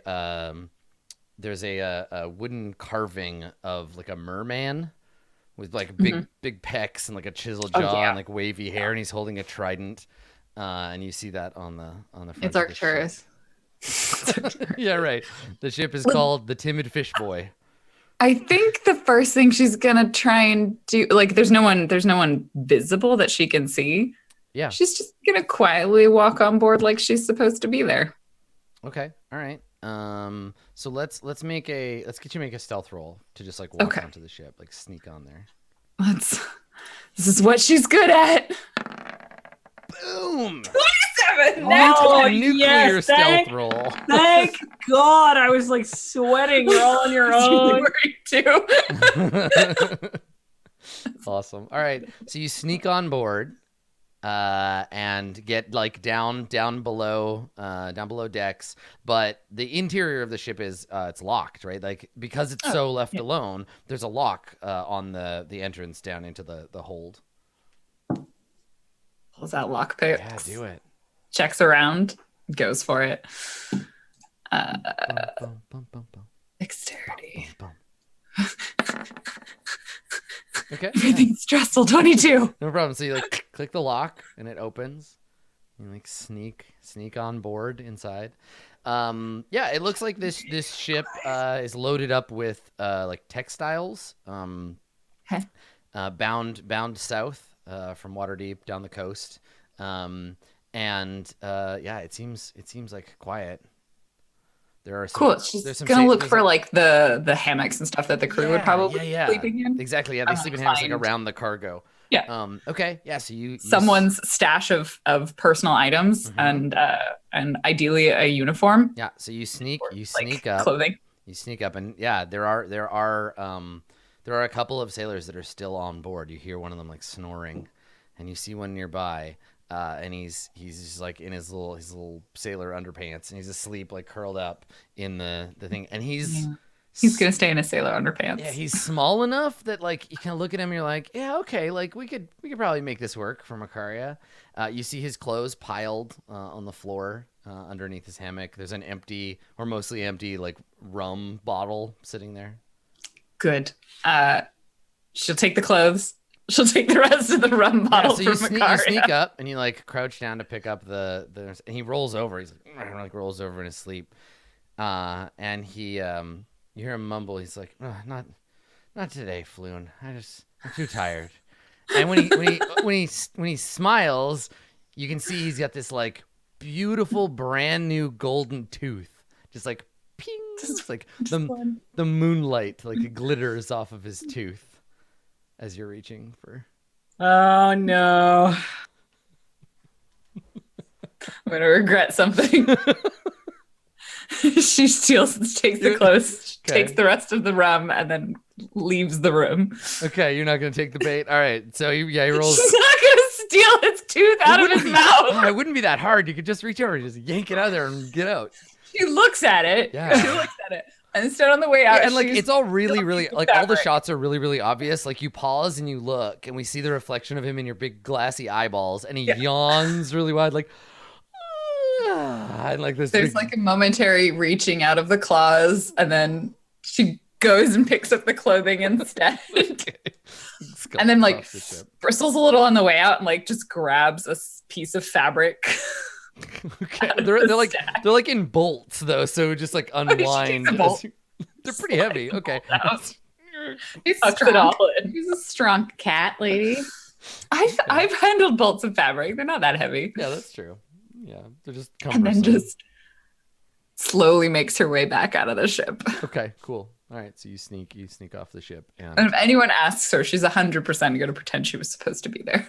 Yeah, no, I don't. So no one sees you. You got a crit on your stealth, so nobody sees you. Yeah, you sneak on, steal the things that you need, so you can write pirate costume and pirate costume bolt of fabric. Yeah, and sailor part of a jug of sailor rum. costume, a third of a bottle of grog, and Both of those two things she gives to Makaria. Okay. So we see Jewel return to the tavern, and the door opens, and Jewel is standing there holding like a bolt of cloth and like a bundle of clothes, and then off like your pinky, there's a little like the jar hanging. Dude, I got you this. right here. And then I got you these. And she just puts them on the counter. Makaria like starts like taking off her armor. So the sailor's in the sailor's bar. outfit is like slightly like salt crusted. He doesn't spend his money on his getting makes his it clothes authentic. washed. Yeah. It doesn't smell very good. Good. And yeah, it's just like a black vest, which is like mostly like bleached by the sun. Like a white, like a grayish like blouse, and then some like short pants. The sailors don't wear shoes, so. She takes the bolts of fabric and then she just hands it to 8. You can make stuff with this, right? Oh. It was that or someone's tooth, and I thought this was a better idea. Yes, you already have purple Is teeth. anyone stopping Makaria from just like stripping in the middle No. of this bar? Okay, well No. then that's what she does. Perfect. Your drunken antics are your own responsibility. Right. Well, no, she literally doesn't care. Well, no, but you gotta, yeah, I was gonna say, like, there is that moment, right? And if Makaria doesn't care, but this is the thing where someone who's drunk goes to do something stupid, but takes a minute to look at everybody, like, has anybody stopped me from doing this? Anybody? No. Anybody? Okay. No, I'm doing it. I don't even understand clothes. Yeah, You can right. do it. I don't It's care. fine. I just wondered for my own out of character knowledge. No. But no, she just strips down to her skivvies and puts on the sailor outfit. Okay. Yeah, no problem. So now we have alt costume, Makaria. You don't have your armor on. You're wearing I'll take a that off. sailor's outfit. Let me just unequip. She like takes the little bone out of her hair, like her pins, Mhm. and she looks at them and she's like, this probably isn't appropriate for and like puts them in her bag. Mhm. And she's Okay. now her hair is just like like very like they're just black So- right next. Yeah, so Face. it's like 5:30 or 6 in the morning. The sun has started to come up, and everybody in this tavern that isn't you is either passed out at the table or like drunkenly like stumbling out. All So right, what now? You have to be bait.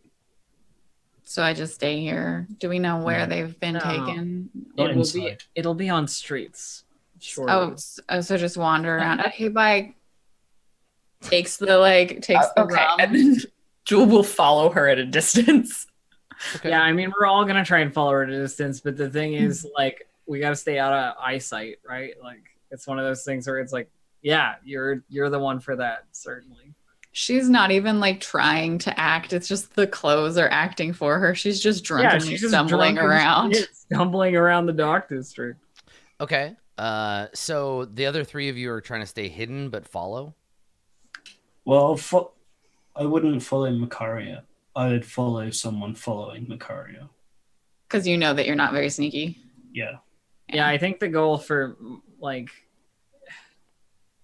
I think me- it's me and Jewel eight, trails, and then the other 2 follow Jewel.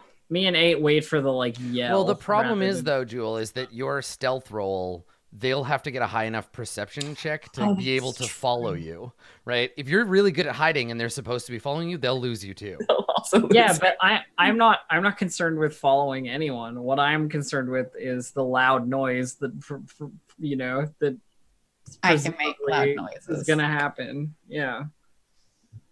I like make a point to like brush my hair behind my ears because I know that they're going after elves and half elves. Mhm. So there's like, yep, look at me, a drunken sailor. Pointy old ears. Where? Okay, am I so going? how far behind? Like, help me understand how this shadowing thing is gonna go, right? Sure. Jewel, you're following her, right? Yeah, so I would need to Staying be hidden. Yeah, sneaking line of sight, but probably mostly going on rooftops so she can ideally, like if someone's going to come up behind her, they'll probably be at ground level, so Jewel will be higher up, so it'd be harder for them to spot her. Okay. And easier for her to be a little bit closer. So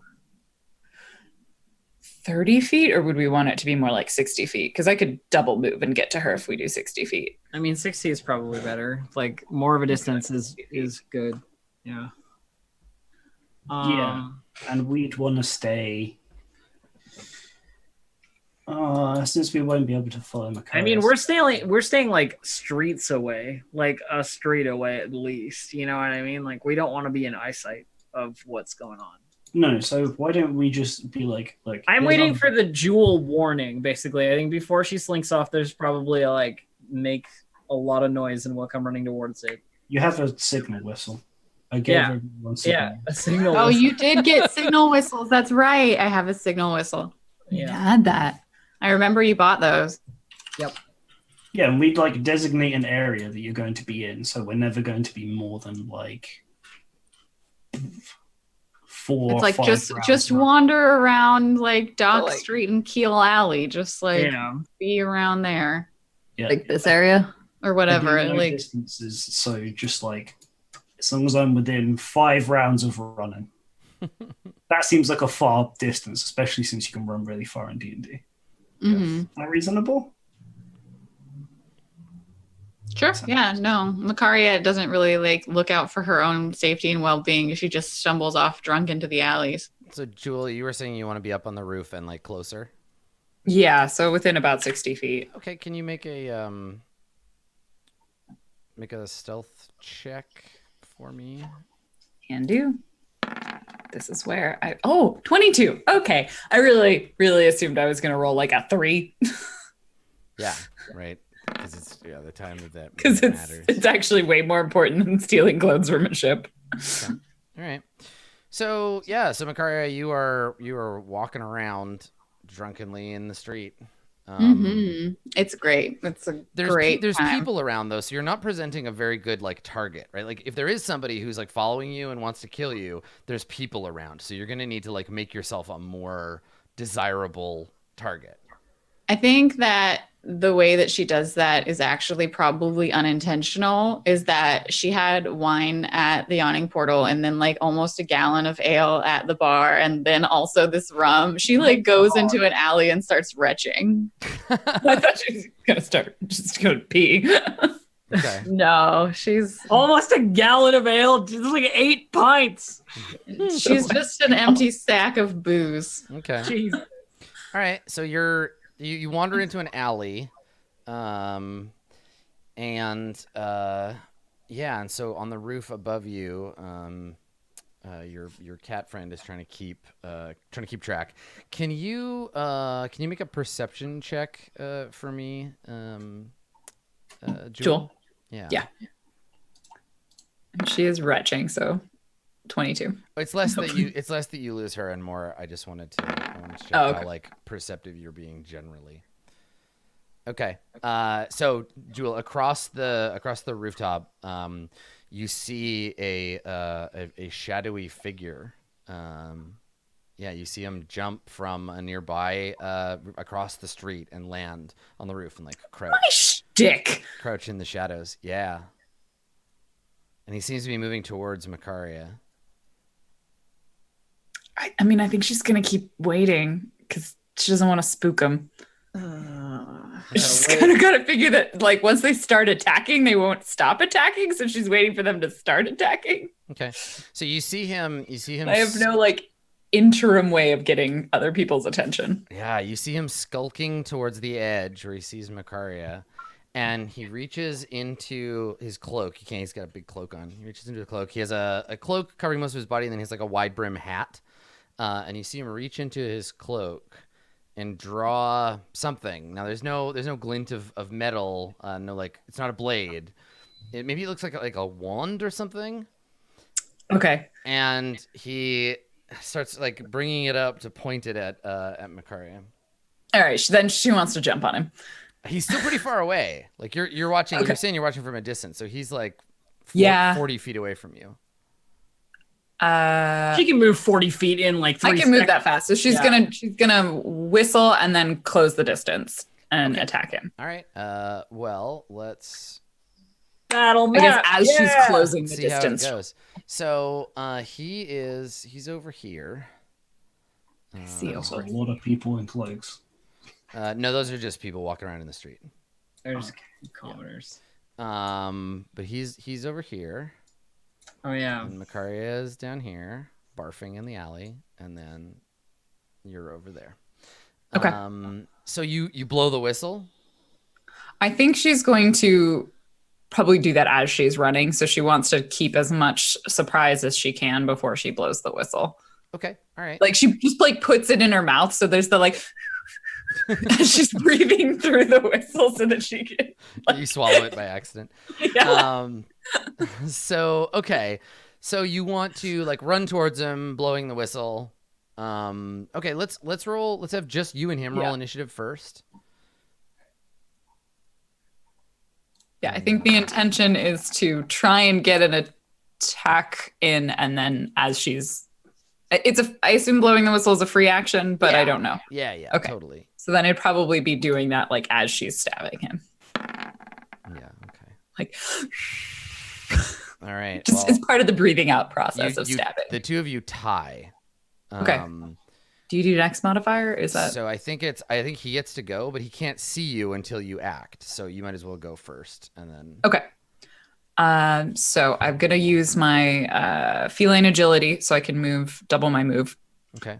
this turn, and that should be able to get me all the way there. And you can jump over a 10-foot gap without having to roll or anything. I don't get any bonuses to jumping, so Okay. No, you can jump your strength score if you have a 10-foot run up. What's your strength? okay. Julie? And my strength score is 10. Okay, so perfect. So yes. So yes, that's, you that's can. the maximum Cool. amount of leaping you can do. Perfect. All right, so I can make it there. So she goes, jump, lands next to him, stabs and blows the whistle. Okay. That's her whole turn. Oh, I gotta actually grab my token. So let me check something because I think Mhm.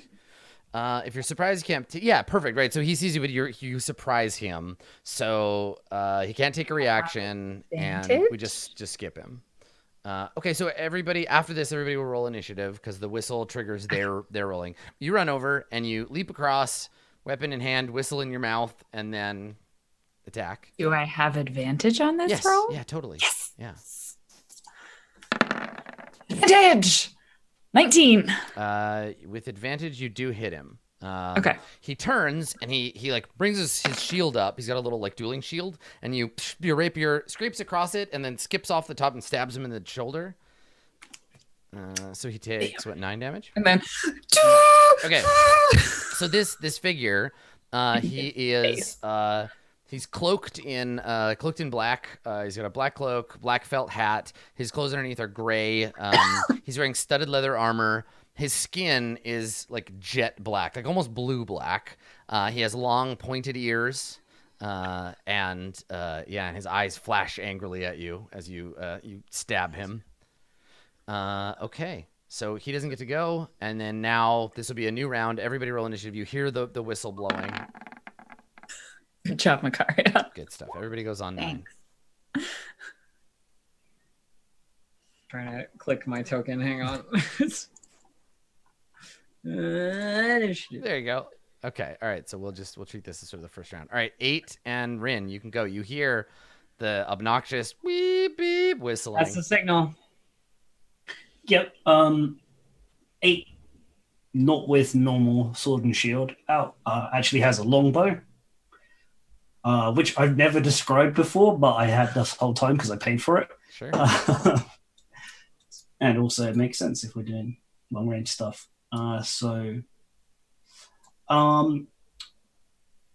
I guess I only have line of sight once I reach, like, I don't know, like here? Yeah. Basically.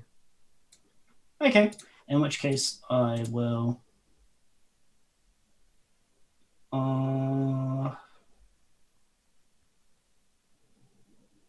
yeah, I'll run 60 feet. Okay. All right. Rin. I mean, I think I just have to run as well. Just going to check the range on a spell. I don't think I can see him from where I'd get to anyway. So we'll just run. Yeah.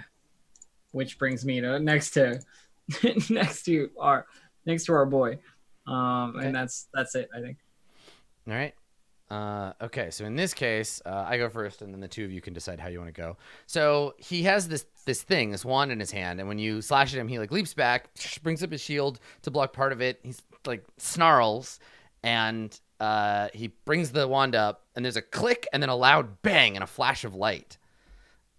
Oh my god, he shot you. I'm gonna get shot. Like actual shot. Like actual shot. Yeah. Oh my god. You have enough time and foresight to like throw yourself aside. There's like blam, and then you hear the ringing. There's a flash of light that blinds you for a half second, and then you don't feel anything. You're okay. He didn't hit you. Jules like, what was that? Yep. I want it. Cool. Okay. Yeah. And then he flourishes his cloak in your face to try to distract you, but he's not running. He's gonna keep trying to fight you. Makaria or Jewel, whichever. You go ahead. I think seeing that very cool thing in his hand, Jewel would like to attempt to disarm him, but I don't really know exactly what the rules are for that. Let's take a look. I think it's like a melee attack and then a grapple. It's much is easier involved. to like knock a weapon out of his hand. Yeah, that's fine. It's not a thing. It's a thing for Battle Master fighters. Most people can't do it. Right, but you can't do it. Yeah. Okay, you're the wrong kind of fighter. Yeah. This game does Okay. not care about that kind of thing. Okay. Right, disarming strike is the only thing that seems to do it, really, Okay. unfortunately. Thank you, Dave. Good to know. Then she can't do that. Dave knows what it is. She's gonna do what she's good at then, which is being like, you just shot me, and then gonna go in and stab him. Yeah, do it. Dagger and a rapier, and I don't have it's no real. I think Let me Just hold the on rip. before you make your hang on before you make your roll. Chat has notified me that there's in the Dungeon Master's Guide there's supposed to be some kind of a thing. That seems weird, but fair. So let me see if I can find it. I apologize if I've overlooked anything. I get. It would also make sense if it's like you have to choose to not attack. Like I would be sacking an action to disarm him. You can use a weapon attack to knock a weapon or other item from a target's grasp. The attacker makes a attack roll contested by strength, athletics, or dex acrobatics. If the attacker wins, the attack causes no damage. The defender drops the item. The attacker has disadvantage on the attack roll if the target is holding it with 2 or more hands, or more. The target has advantage if it's larger than the attacking creature, or disadvantage if it's smaller. Okay, cool. So it'd be a normal attack to disarm him. And yeah, this reminds me because this happened in White Plume. Yeah, so you would drop it at his feet. Yes. Then she would like to do that because she would prefer not to get shot at. Okay. And there's only one of him, so it'll at least make his life slightly harder. Maybe we'll find out. Okay, so normal attack, not trying to do damage, Yeah, just and trying then to just. he opposes. He opposes with. I think for him, athletics is not the choice. No. Okay. She's like, you Chat- just shot me. Chat can see this. I got 2 20s. So he gets a 20. He gets a 24, and he beats you. So you lunge out to hit him, and I think that you rolled really well. So the rapier, it hits the trigger of the gun, and spins it around, and he lets it like go off of his hand, flips it around, pulls it off the end of the rapier, and jumps back. Can I so play it's- this guy? The two of you are like tangling up here, and he gives you a look like, I may have misunderestimated you. This is Jules' face is just. This guy he's got some skills. And so then he spins the gun and snarls at you like, oh, you're gonna get it. Makaria, what do you want to do? I think that I hear the shot go off and like snap my head up Mm-hmm. and like waver a little bit. But I see, You kind of see 2 shadowy figures limned in moonlight. I would move up so that I could have a better like visual on them fighting on the rooftop. And I think because this is so strange because she's really not good at caring about people, but she's going to cast Shield of Faith on Jewel. Okay.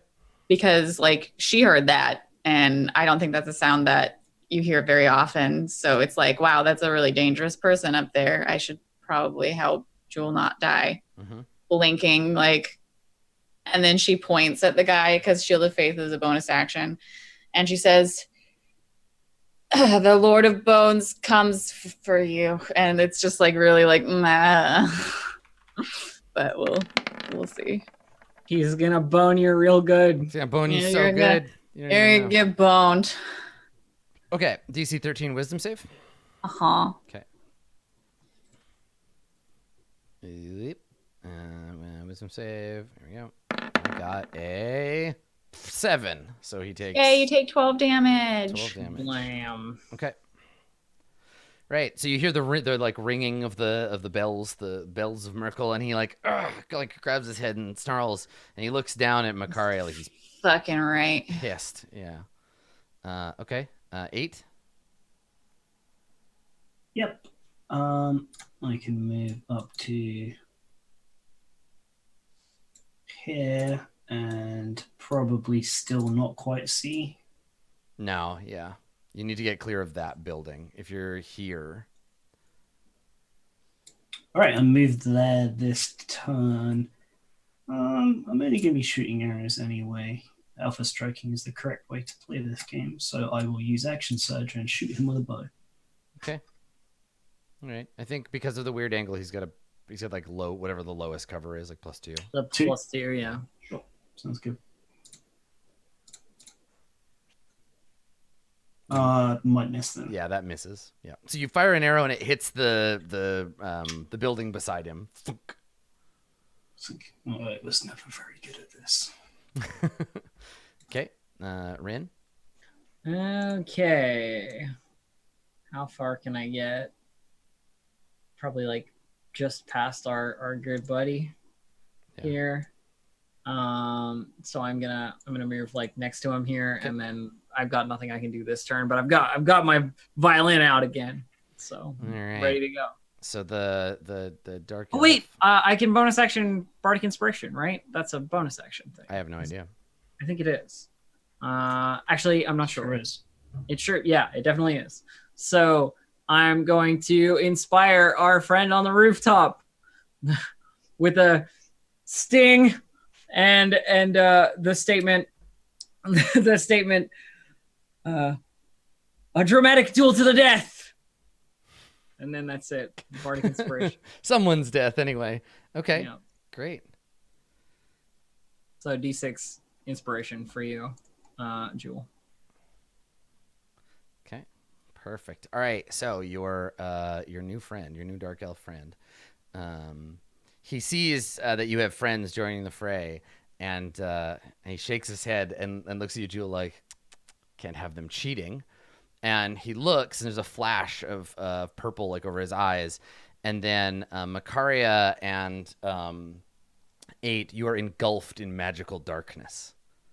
A cloud of magic darkness springs up around you. Do you mean me and 8? Or yes. Yeah, sorry. Yeah. Makaria, you're fine, because that would be a very big cloud. Yes. Say. Okay, so that is concentration, and I think it's actually 10 minutes. Oh, that's a very drow thing to do. Okay, Yep. So it's 100 rounds. And I'll get a bubble for you.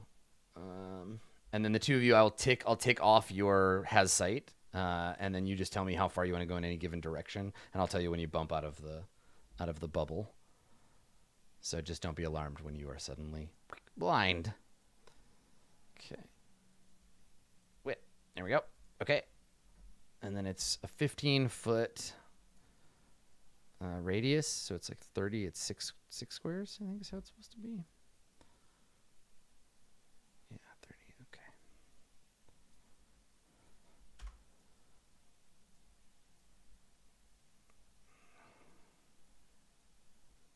That's not dark enough. Okay.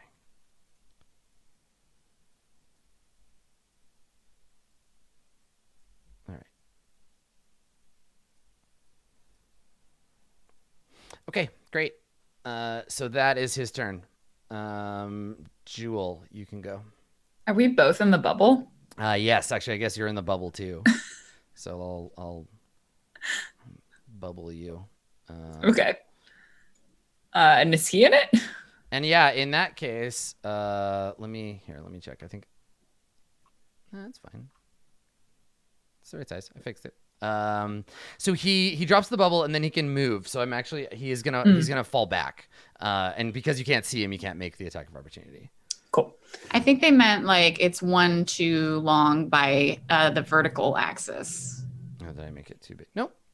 Look, it's 30 by okay. 30. 30, Oh. 30 by 30. Yeah. No. It looks right. I was like, did he drop it on himself? Because I would use that to my advantage. And it's if three. he... It's like 30 feet, so it's 3 stories. So it does just reach the edge where those guys are. It's a sphere. So. Okay. And then he falls back. Okay. So now Jewel, you can go. But before you do, let's take our second break.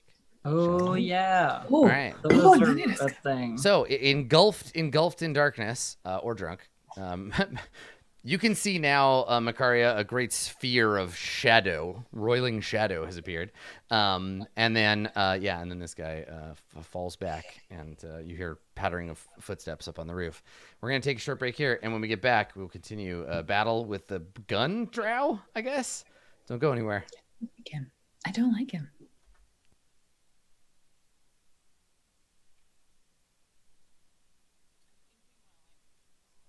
This stream is brought to you by Roll20, an easy-to-use virtual tabletop dedicated to making tabletop RPGs accessible to everyone. Join the adventuring party at roll20.net.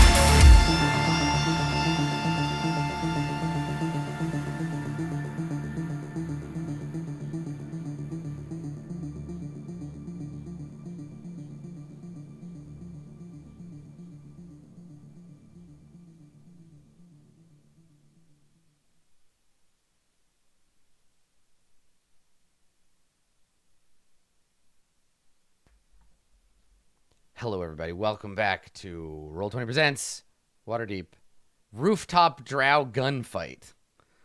So that's going to be great. Let's continue with that action. Jewel, I believe it was your turn. You were in. She's mad. Yeah, you were enveloped in a darkness, a deep, horrific darkness, as if robbed of your sight. You're calling them cheaters, and so she'll move in the direction she knew the person was. So like 10 feet, or she'll go 5 feet and then 5 feet. And Yeah, you hope move she forward doesn't 5 fall off the feet roof. to no avail, and then you move again, and step out of the darkness. And I'll give you. There's like you can see by moonlight, so I'll just kind of give you like dim, like that. Well, she also has dark vision, so Oh yeah, that's right. Okay, so it's, nighttime is fine for her. yeah, this is like better than you don't need your dark vision. You have like 120 feet of dim light because it's like moonlight, which is why it's all kind of shadowy. Cool. So she did the 10 feet, Yeah, and I'll fix some areas as well. Okay. 15, 20, 25. Cool. She's just going to close the rest of the distance and be like, that was very rude. And then stab him. Okay. All right.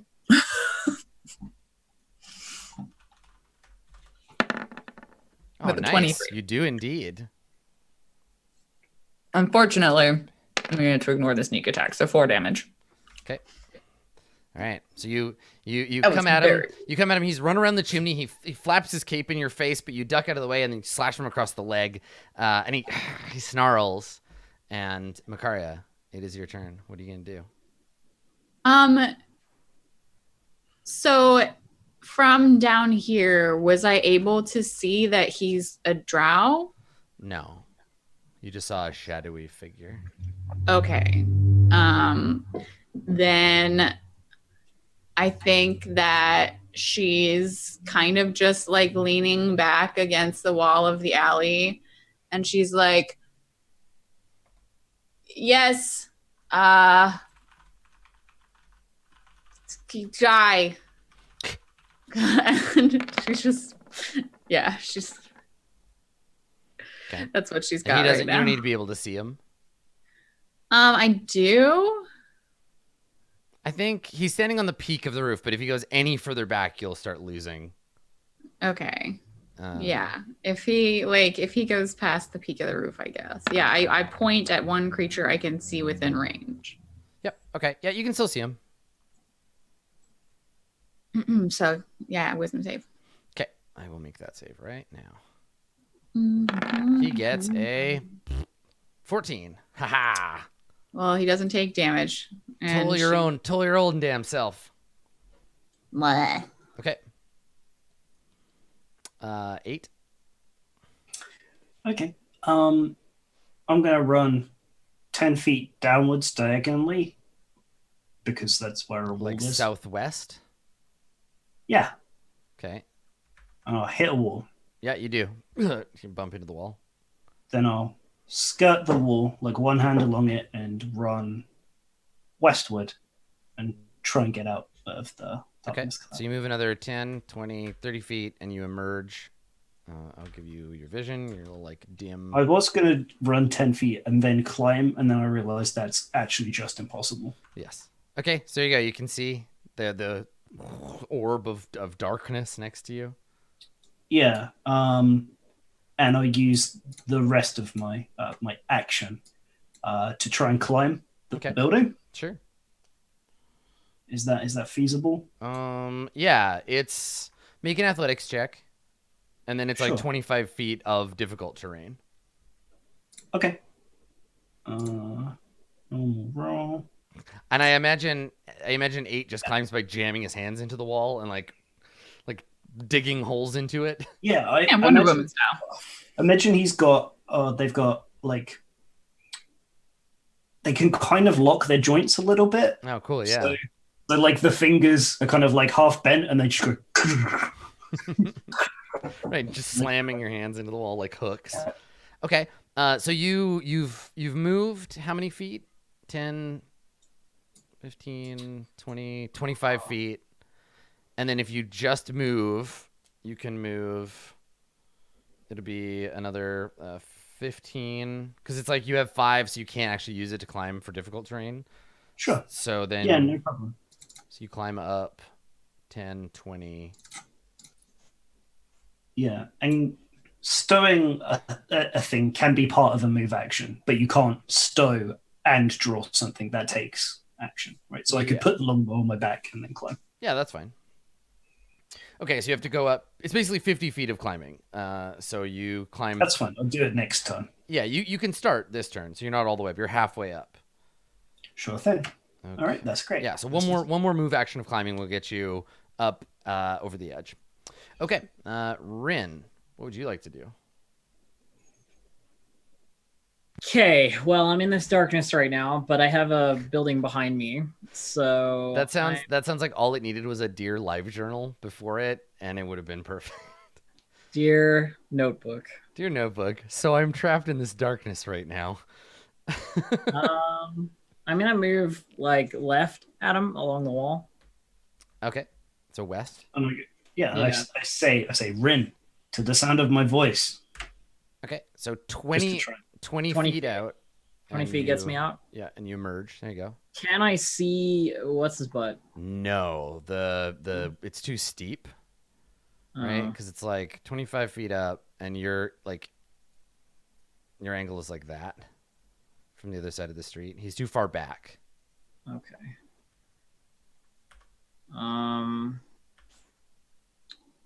Well, I'm not gonna be able to climb the building. That's like unfeasible. So I need a better angle. How can I get one? So I moved 20 feet, so I can move 40 feet in the other direction. Push But then him this- off the roof. then this- Jewel. Fucking thing is gonna be in my way. Yeah. If I see him before my next turn. Mm-hmm. Oh, wait, no, I don't want to do that because it'll expend the spell regardless of whether I actually use it or not. Yeah. Crap.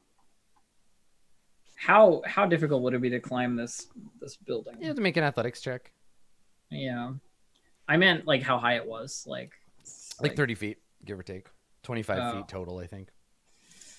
Okay. Yeah, all right. Well, I guess I better start climbing. Okay. I see you run up next to 8 and start your own climb up. Yeah, Okay, make an athletics check. even though it's probably a dumb Okay, yeah, idea. 13's fine. The walls are all uneven and shoddy, so it's not too hard to climb them. Okay, Okay, so you move 10, and then you get to move another. so I've got another 30, so I get another 15 10. the wall, basically. Okay. All right. So the darkness conjuring elf guy brings his pistol to bear on you, Jewel, and fires. This time, Jesus Christ. Oh, you're so lucky I'm rolling so badly. I got a 12. So you bang, and he fires it again, and I think he hits the chimney next to you, and it blows chunks of stone all over the place. Everybody down in the streets hears another like banging sound. People have started to like congregate in the middle of the street, like, what's happening? Where did that orb of darkness come from? And then this guy with his horse is like, come on, Silver, let's go. And so there's chaos going on. I think Jewel's like, help. Jewel, it's your turn. Yeah, she lets out a like a this is bad, seeing like bits and of he brick. he moves just around you. Okay, all right. I'm not a grappler, but my objective is to get him onto the ground. Okay. Or I guess kind of just start pressing him back, but I don't know if that's even possible. So I probably Yeah, like you could grapple him and then try to move him. You can shove him. But yeah. How about a shove? a shove? What would a shove be? Many shoves at 5 feet. each. Yeah, exactly. It'd be a lot of shoving. It's true. Probably best to just stab, honestly. Yeah, we'll be Yeah. best to back you up. Yeah, let's We're just on go our with, way. they're on their way. Let's just go with stabbing. The building is shaking slightly from me just going. Yeah, that's how Jewel knows eight is on their way. All right. 18. Okay. Yep. Yeah. It's a hit. Oh, actually, no. Yes, it is. Yeah, there's no penalties because you're not in dark light. Okay, so you do him 10. Hey, 10! Nice. 10 damage. Nice. Yeah, she's like, let's just try and end this as fast as I can, and then stabs him. Mhm. Okay. That's it. I Okay. don't think she can't All right, really do Macaria? anything else. This is taking forever. Please just succumb to your fate. You thing. She sits down. Okay, you can still see him. You can see the two of them tangling. So, Yeah. all right, DC 13 wisdom save. I got a 19. Yeah, she's just drunkenly sitting in the alley, like doing what she can from this far away. Just like, die. Listen to the bells. Bong, bong. They're just killing give you. in to your demise. All right, so 8. Fine. If you use your move action, you can pull yourself up over the edge. Okay, great. And this turn, I take the longbow back out because I couldn't climb on it with my hands. And I shoot him. Okay, he's got the cover of the chimney, so he's got a higher armor class than usual. But yeah, you can go ahead and fire. Sure. It's better than nothing. Wing. 19. Nope, hits the chimney. Bang. Okay. I used all my movement, or do I have any squares? That was your full move. Move and attack. Yep. So you just have your bonus action. Okay, that's it then. Okay, Rin. I pull myself up, and with a strike on the violin, I cast out a nasty spell that sounds like horrible laughter, and try and make this person, I don't know, like incapacitated with Tasha City's laughter. Okay. Spells. Hades laughter. There it is. Okay. Let's see. So wisdom saving throw, so it's a 13. I'm just checking to see if I can't remember if drow have magic resistance or not. I don't think they have magic. Just charm or sleep, right? Yeah, just no, but charm in sleep older for sure. versions of D&D, they had like straight up magic resistance. Oh, they definitely They did. do- Yeah, yeah, they before, don't but I anymore. think they do anymore. It just went away. It's fine. Okay. You gotta, all right. you gotta balance them. You got to be snake now. Then you're resistant. Yeah, snakes do. What's the DC? 13. I got 14. Okay. Sorry. Okay, but you can see him. You can see there's this tangling with this like dark elf over there. See him in the moonlight. All right, he's gonna. Let's see. If you cast darkness on us again, I swear to God. I think you can only do it once a day. He takes steps sideways, Jewel, and he's gonna shoot at Rin. Yeah, of course. Because he has an elf target now. So yeah, he swirls around, throws his cape up in your face, Jewel, and while you're distracted, brings the pistol up and fires it Rinward. And I think he'll have to move. That'll give him. Yeah, he won't have cover anyway, so he's gonna move there, so he's at short range. Okay. Attack of opportunity. Sorry, he should be there. He moved one more than I moved him. He's still 30 feet. Okay. Dang it. all right. I want that AO. Yeah, I know, right? So he like rolls around, gets up, and then fires the pistol. One more time. Kablam! And he gets. He's What having am I? Such Chopped liver? bad luck. He gets an 11. He doesn't hit me. Yeah, he misses you. Okay. All right, Jewel, your turn. Yeah, she's gonna stab him. Really wish someone was closer to her, but that's fine. You can only move so fast. You're all like, except 8. 8's like, so stabbing. Just like in the moonlight, there's like the two red eyes. An 8, that's gonna miss, and even inspiration's not gonna help with that. Yeah. Okay. I guess I don't think she can hide while she's next to him. But No, not really. conceptually, she'll try. I guess you could like go around the other side and like hide behind the chimney, but for here you can't. No. Then he'd get an attack of opportunity. Yeah, you'd get an attack of opportunity on you. No, she's gonna chill out here because I guess she's gonna try and keep him. She wants to taunt him with her words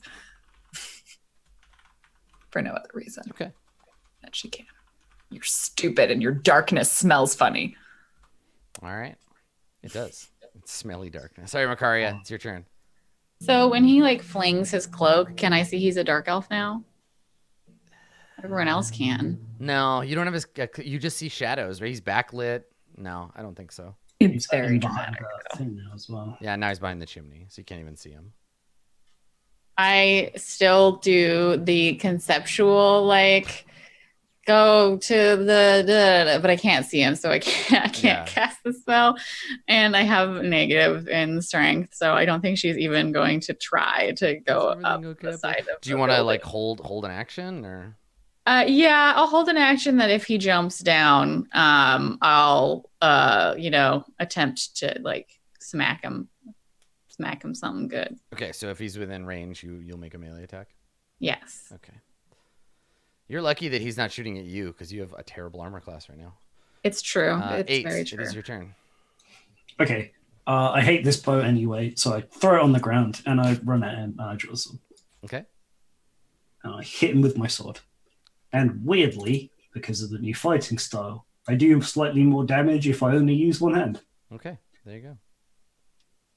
It's a balance Some- thing. Don't That worry still about counts when you have a shield out, by the way. Yes, I just can't draw the shield. and I know, sword. just making sure you're aware. it. Okay. Yeah, otherwise I wouldn't be taking Yeah, it. because I know a certain kobold who had that ability. Uh-huh. All right, so 8, you draw your sword and you charge towards him. Fucking fuck it up. Yeah, and you thrust and you're like, yeah, I got him. You thrust and you cut a hole in his cloak, and then you bang, your sword hits the chimney, and you see his purple eyes flash, and he grins like, not so fast. And Rin, it is your turn. I think this time we're gonna he's gonna save all the DCs of the stuff I want to do, but I'm just gonna cast Hideous Laughter again Okay. because maybe he'll fail. I don't know. It's what I've got. All right. No, he gets a 4. Sweet. So I have concentration on him for that, and that he falls prone and is incapacitated and unable to stand up for the duration of the spell. Okay. It's the most hilarious joke he's ever heard. And that's one Yeah, minute. it's literally Ren just being like, laugh! It's funny. Okay, so prone and then incapacitated. What's incapacitated? Wait, just for like the material components for this are tiny tarts. You're just carrying around tiny tarts. How dare you not share those with me? You can't take I actions love- or reactions. Okay. The different material components in this game. Like, they're so weird sometimes. Yep. Yeah. What Okay. the fuck's a tiny tart? How tiny does it have to be? How Yeah. tart? Right. Exactly. Okay. So he doesn't get to do anything on his turn, but he gets to make another wisdom save. Do not succeed. Okay. So he gets another wisdom save.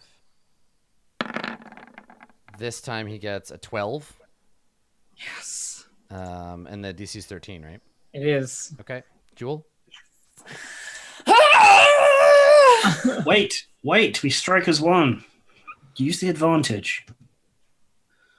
It's just like pausing. What? Hold your action until Oh. 8 strikes, is what he's saying. Okay, so she'll hold her action. So what is the trigger for your action? I think right after 8 stabs him, Okay. Or as. as 8 is as hitting him.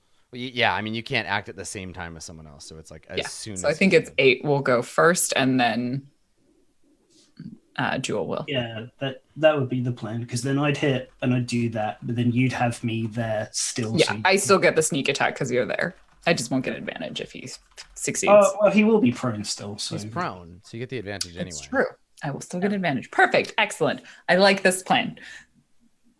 Okay, so you're waiting. Makaria, do you have anything you want to do? Is he dead yet? We're working on it.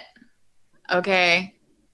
Is literally sitting on the floor of the alley, like takes out the remainder of the bottle of rum, like after just As throwing if up. you have any rum left.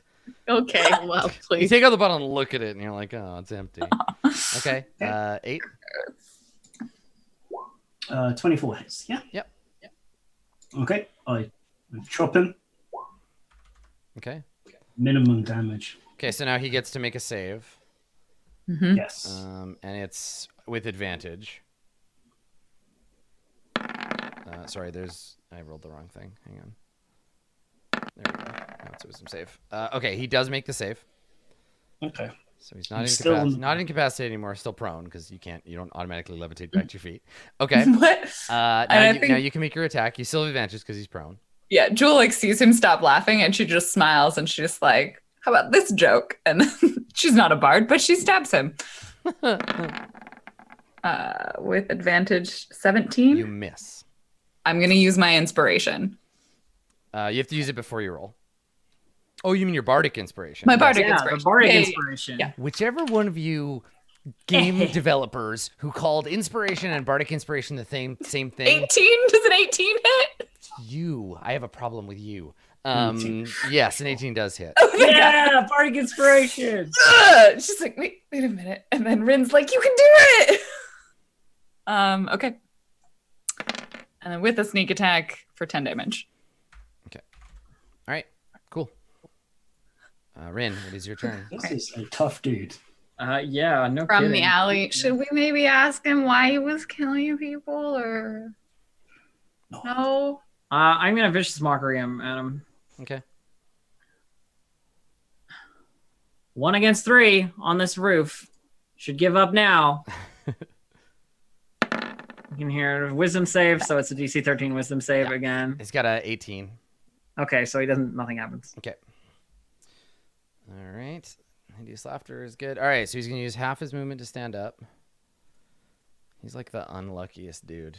You I shouldn't have hope been he's out the there. deadest dude. He will take the disengage action, What? and then he's gonna move. What's his movement rate? You can only move No, half his- he's gonna take the disengage action. Should he? He doesn't have to get up. Okay, so he's gonna stay prone. This is so dumb. Okay, so let me see. I gotta check what this action does. He might use another dumb drow power. Okay, so it's forced. It's forced movement, so you don't get to make attacks of opportunity, and he just levitates up in the air. He casts levitate on himself, and he floats up in the air.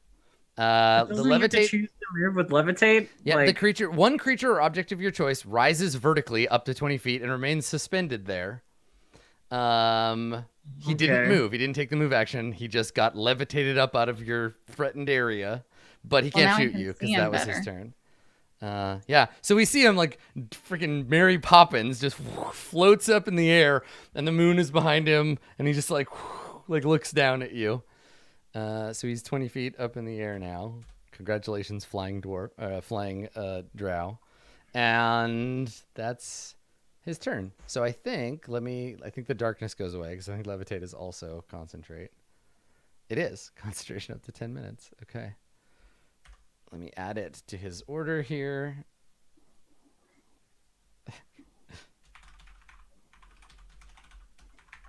I'm gonna make him fall 20 feet when he Tasha City's laughters again. It's only if he breaks the thing, right? Like Tasha's Hideous Laughter doesn't break concentration, so he just fall down and float 20 feet in the air, giggling and rolling around. All But he right. can't take actions. Yeah, but no, it doesn't break concentration. It's not an action, right? Concentrating is not an action. All right, whatever. Jewel. That was weird, and it's your turn. Yeah, I think that's what she said. Like, that was weird. Question: is he technically prone while levitating? I don't think so. I don't know. Like, Okay.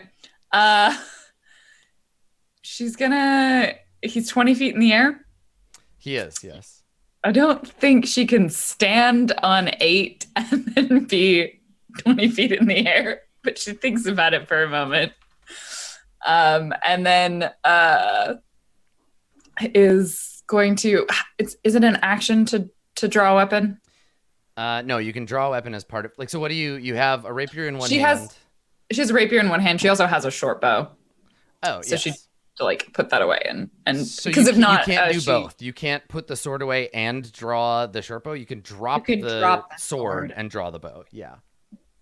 Fuck this. Drops the sword, Okay. pulls the short bow, and then Take a shot. at pings him. Okay. 'Cause he's fucking in the air. 19. You hit him. Okay. Unfortunately, I don't get sneak attack. I hope Cool. his concentration fails. So I roll 4 points of damage. Okay. Just like, get down here so I can stab you.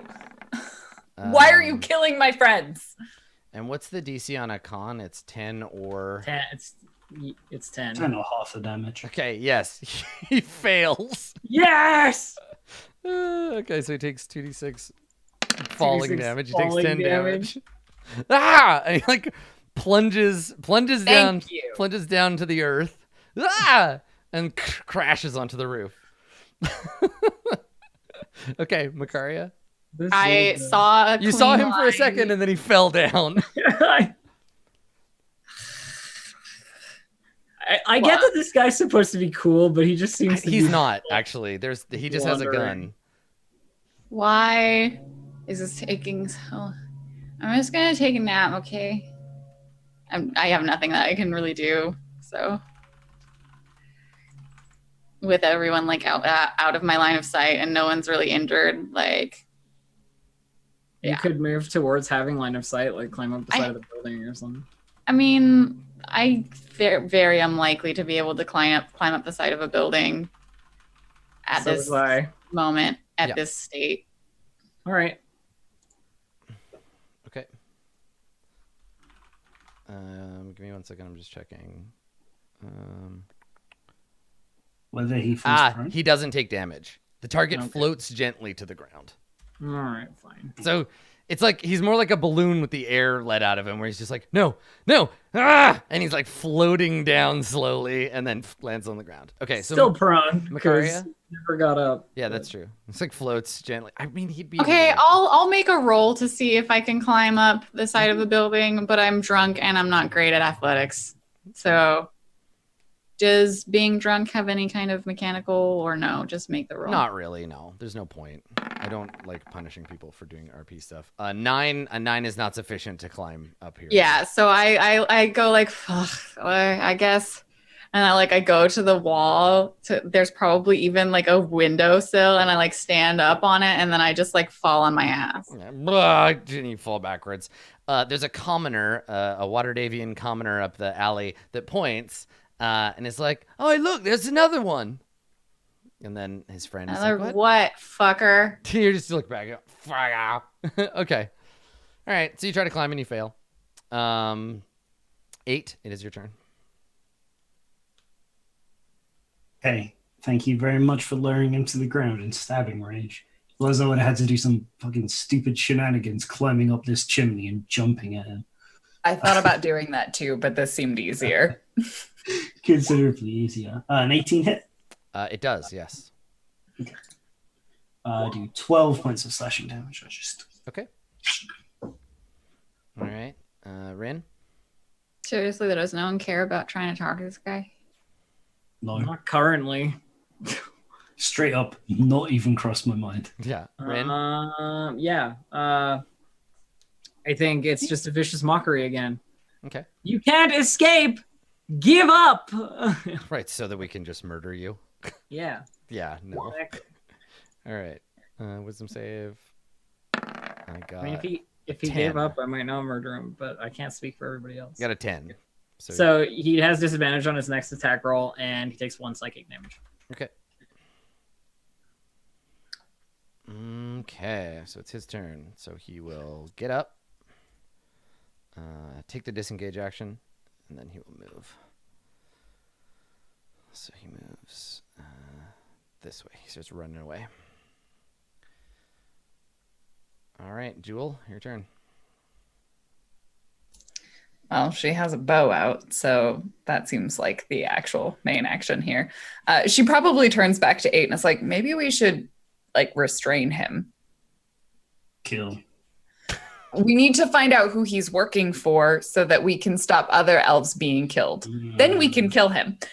She says that and pulls back and ping. Okay. It'd be fun if you just kill him here. Because That'd you be can't, really funny. non-lethally hit someone with a bow. Nope, you missed. 15. Flies past him. Yep. Okay. That's her act. That's it? That's her Okay, action. Makaria. Try again. Yeah, I I think guess now that she's pick up started her- crying, she's just like, I'm gonna get up this stupid wall. I'm gonna do it. Okay. I'm gonna get up this wall. Okay. Yeah, you start to climb up the wall. Doing it. You Getting get, let's see, in your move, you could move twice and be at the top. Drunkenly pulling yourself up over the edge. Yeah. It's fucking. You guys are taking forever. All right, 8. It's your turn. Yeah, I walk up to him and I hit him with the sword. Hopefully. Okay. Take a swing. Jewel did ask me, I'll do non-lethal damage. You only have to choose whether it's lethal or non-lethal if it hits, right? A 16's a miss, right? It is a miss. That's right. Oh. Okay. Rin? What are you, me? Last ditch effort. Here we go. How many spells have I done? Vicious Mockery. I have one more level 1. You cast 2 Hasha's Hideous Laughter. Cool. I mean, that's what I meant. The Yeah. laughter is what I meant. And I've got one more level 1. So I'm going to cast Dissonant Whispers on him. Okay. Which is this one. All right. Here comes that wisdom save. Survey says 7. He gets a 7. So he takes 9 psychic damage Okay. and immediately has to move further away from me, which means he provokes an attack of opportunity from. Right, because It's he's not using force- he is it's not using force his movement. action. Yeah, it doesn't count as force movement. That's right. Okay, yeah, go ahead. And You miss. Damn it, Dave! look, I got a +7. Ah. Okay. Slightly less than an average amount of times. So Except for now he got far away. on his turn, he like leaves the map. He double moves and like drops into an alley and runs. So we can switch to a like a chase, Chase mode. but the fight is over. Yeah. Um, I'm chasing him down. okay. All right. So I personally hate the chase rules in the Dungeon Master's Guide. I think You they're can just let me catch him. then if you want. terrible. No, we'll just make an opposed check. You search for him, and he will try to hide. You Yeah. sure I can't use my athletics to outrun him? No, he has enough time to get ahead of you. If you spot him, then you can like athletics to tackle him or whatever if you want. But He can't. Yeah, like he can't outrun. yeah, he Jules. can't outrun Jewel. Well, I mean, what's your movement rate normally, Jewel? 40? 30. Yeah, so he can. It's not that fast. You get one, I can only do it you once. get one short burst. Yeah. But he's I hiding. get right? 190. He foot and runs. then- He drops into the alley and tries to hide. So you need to find him first, and then we can go from there. So the Okay. number, I'll roll his stealth. Jewel is also going to look. Yeah, I mean you can roll with advantage. Okay. Okay. Which you Perception. now you Sorry. have it's like moonlight though, so it's all dim light. So perception checks are at disadvantage. So you're just an average roll 8. Wait, only a disadvantage for 8 though. No, it's dim light. Dark vision is dim light too. Oh, you're at disadvantage for perception checks Yes, during in dim light. Yep. Oh, I guess. we Sorry, never so rolled. are we each rolling or? No, because it's a group. I mean, it's okay. It's a group action, so everybody rolls, and if half of you, Yeah. because if you're all searching, also, dark vision is dim light is bright light within 60 feet. yes, that's right. Yeah, exactly. So you don't have Outside. people with dark vision don't have disadvantage. People who don't have dark vision can still make the roll, but at disadvantage. Right, sick. Whoa! Wow! Wow. You really bad. Yeah. Okay. Great. Good. He gets away. So the only person that spots him like a last trace of him, not enough for you to catch him, but as a last scene, is Rin. Because Rin, you tied, but it wasn't. You needed 2 of you had to be able to spot him, and so maybe you find like a torn piece of like a bloody cloth or something on the ground, with like drow blood on it. Oof. Yeah. All right. Well, he got away. We know what we're looking for. I guess. didn't actually see him that well. Dark elf. Old drow. The gun. You should have just. I totally forgot I can dash as a bonus action. Oh yeah, you never would have lost him. Well, no, but he still would get to hide, right? It wasn't a chase scene. It was I dropped into the alley Yeah. and took the He hide dropped down, action. he hid. Yeah, then if you had he took our chased turn. him, there'd be no question. Yeah. Oh, I hate so much the binary pass fail on this. Like, so much. It's So the fine. rules I'm work, very salty. Well, I say we sleep. You good? You definitely need to sleep. Mm-hmm. Like, takes the thing. I mean, we know it's a drow. There can't be that many drow around here. We also know that means they're not going to come out at night. I know, way into the Underdark. We're not going to jump down the Yawning Portal. We could be slowly lowered down. This drow is not in the Underdark. He is here in this city. There is no reason to go there. Whatever. All right. Well, let's go home first and sleep, and then try again tomorrow. Speak for yourself. We're going to have to come up with a different plan because he's probably going to lay low for a while. Or murder more elves. I have a feeling after the elves fought back a little more than he anticipated. It's a little weird, though. He decapitated them, but he had a gun. He probably has help. He had a I don't know. Yeah, he had an object. Oh, yeah. So like, I mean, Yeah. I think, I mean, if you're in like you're martial operators in one of the biggest cities in the world, like you might have an idea. So in Lantan, they have like these things that supposedly are like crossbows, but way better. And they make a loud noise, and they make a flash, and they throw chunks of metal at you. So like, it would be okay. It would be reasonable, I think, for you particularly as PCs have the like fictional positioning to know about special or weird weapons. An average person wouldn't. They'd be like, I don't know what that is, but it made a loud noise. We Interesting. could ask around if anyone else has heard loud noises. It's definitely not a subtle weapon. True. I think you would need to refine the question that you're asking. Oh, Susan. okay. Well, specifically, yeah. I am very upset. I'm sure he's really hurt. What if we go to the doctor? There are probably many. True. All of them. Let's go to Creatures all. Let's go Get to all. hurt all the time. Go to all the doctors. Where would you go for healing if you got hurt in the dock wards and you didn't want anyone to know you were going for healing? Me? So, Probably. Clerics of Macaria? No, Clerics of Macaria. Clerics of Oh, you Merkel. don't want that. Nobody wants those. No. I don't. Fucking a bar. We should go to a bar. No. It's like 6 a.m. Like the sun is coming up. You're already drunk. You're not gonna get any drunker. You're just gonna pass out. You just go back to your do house. whatever it is you want to do. I am going back home. At least right. for now. Do you think Because the Zoblob shop is open? Being awake all night, still bad.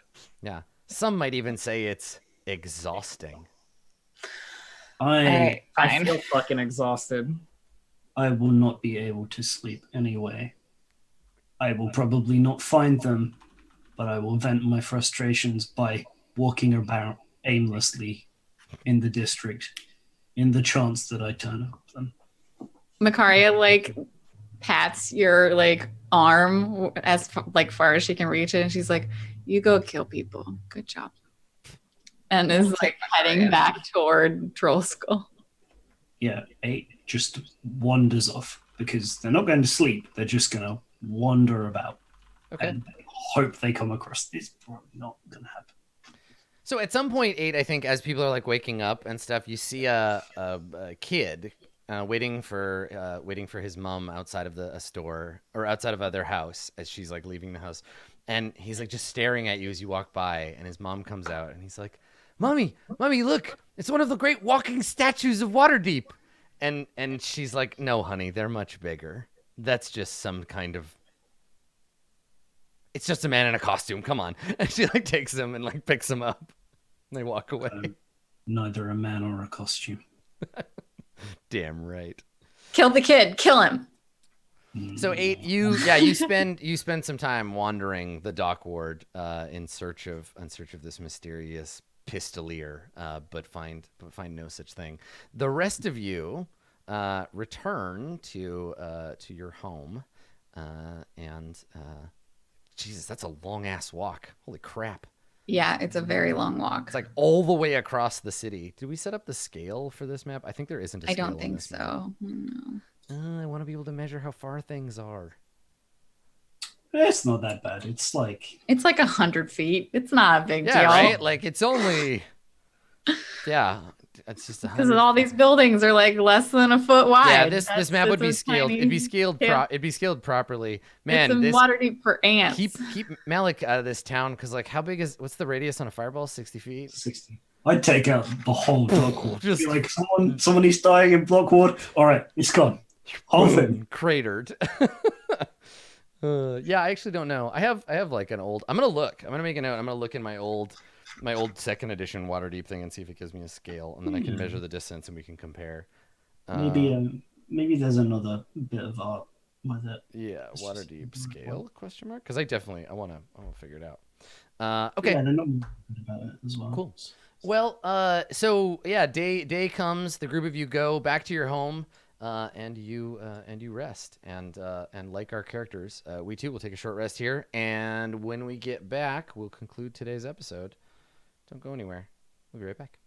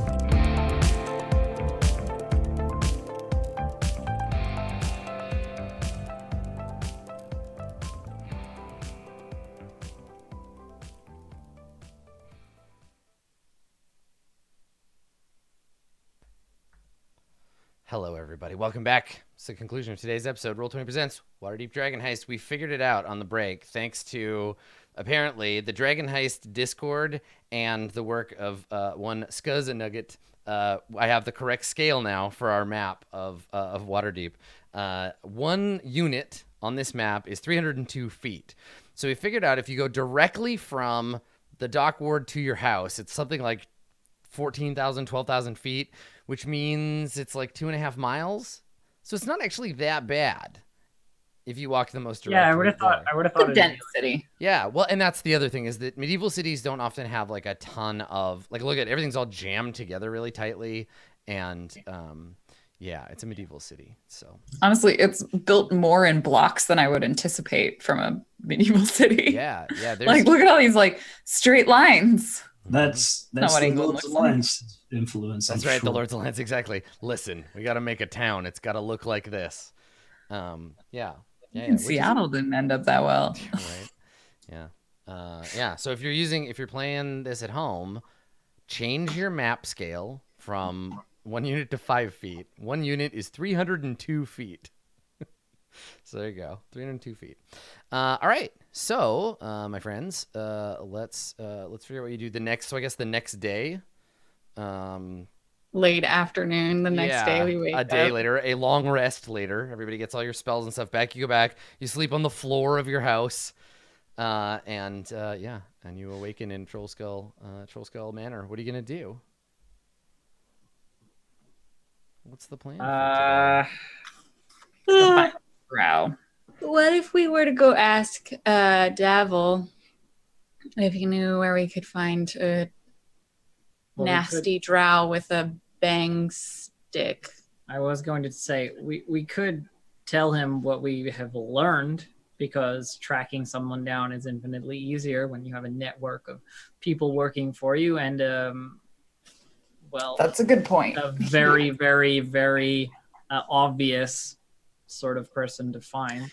You might also appreciate us giving him some information about our investigation. After only a day. True. I don't Good place want to to start. say. I don't want to tell him that I failed. I will go and We haven't failed. Eight. canvassing. We haven't failed. We just haven't succeeded yet.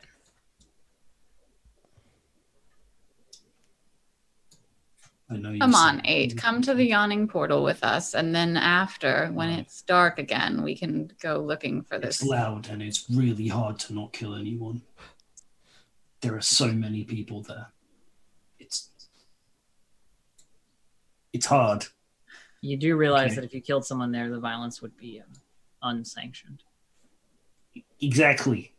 I'm doing my best. I'm trying so hard. Yeah, I like it because he's just like it's really hard for me not to murder everybody. I'm sure we will have an opportunity to murder someone again very soon. Maybe this drought wasn't working alone.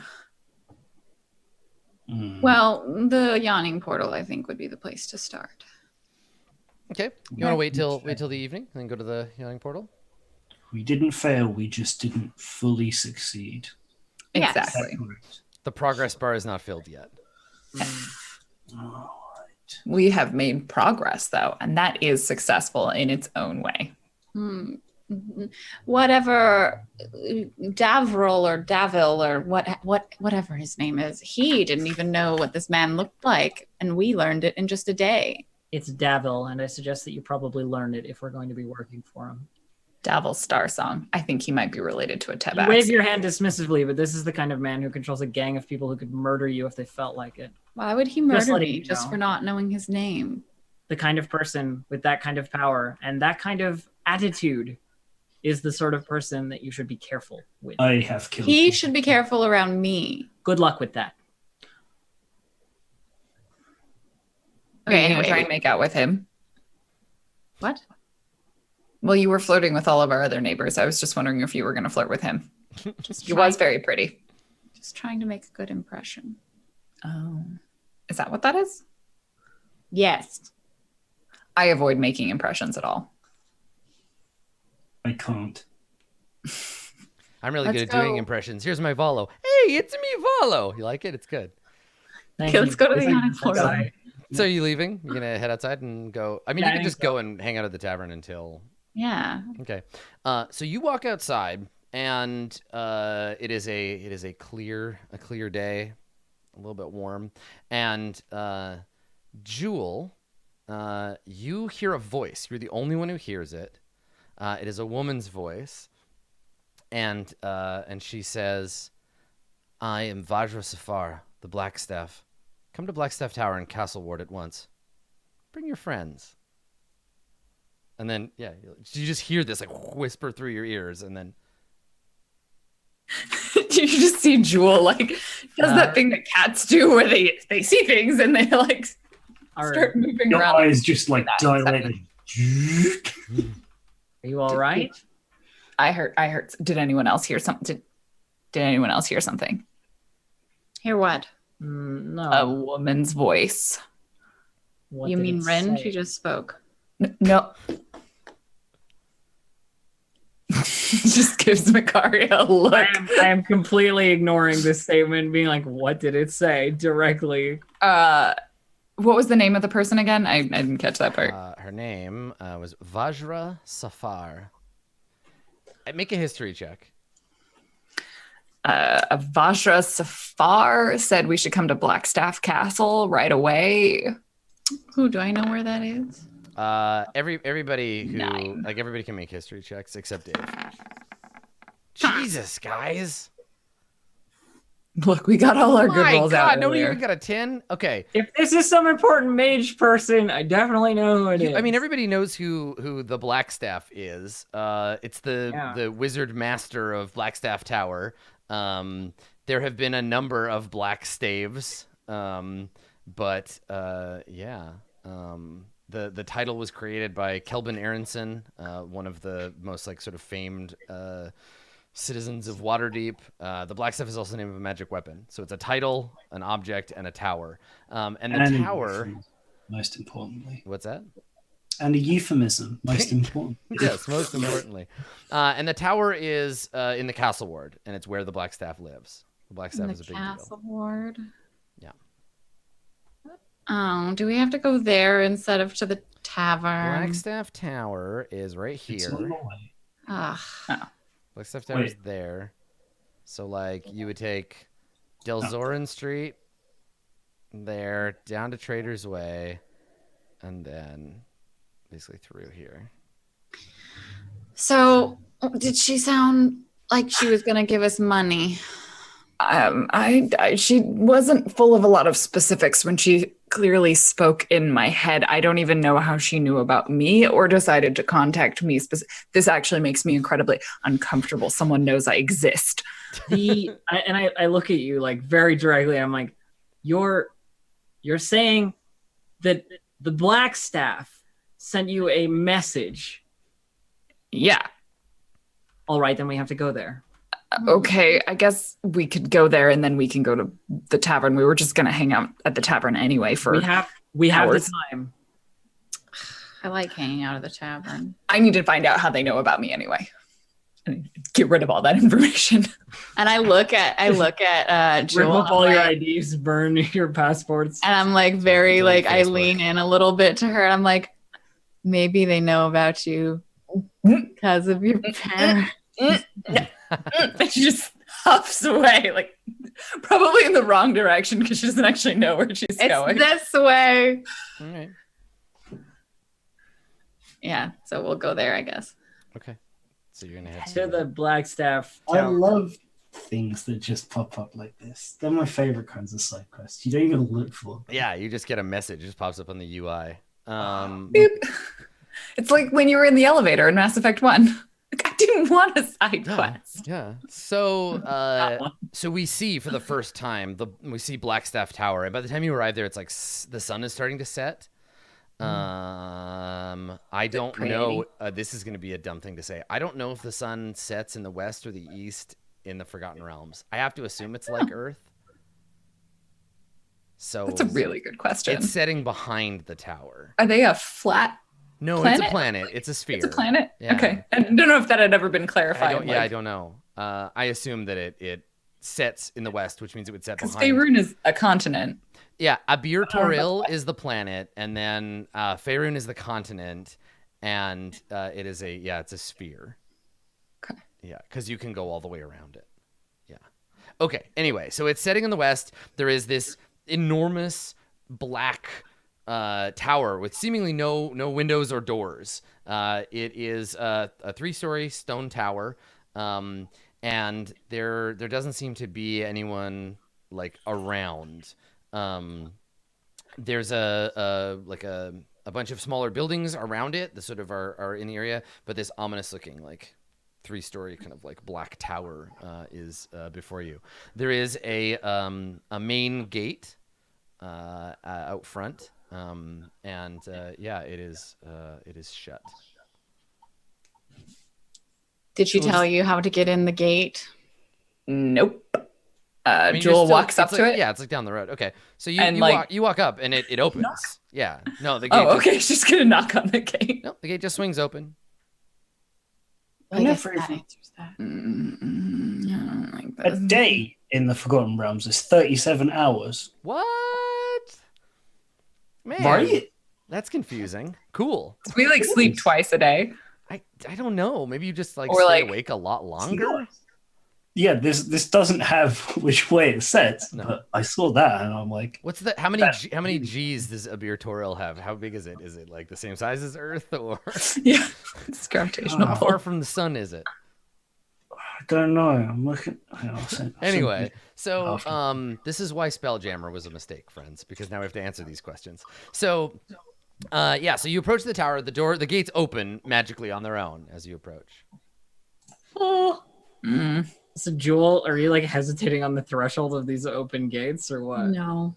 I think I think there's a moment where you see her and then she's just like, if you look closely, all of the hair on the back of her neck is like standing up. Like she is bristling and like her ears are pointed like slightly back. Like she is unhappy right now.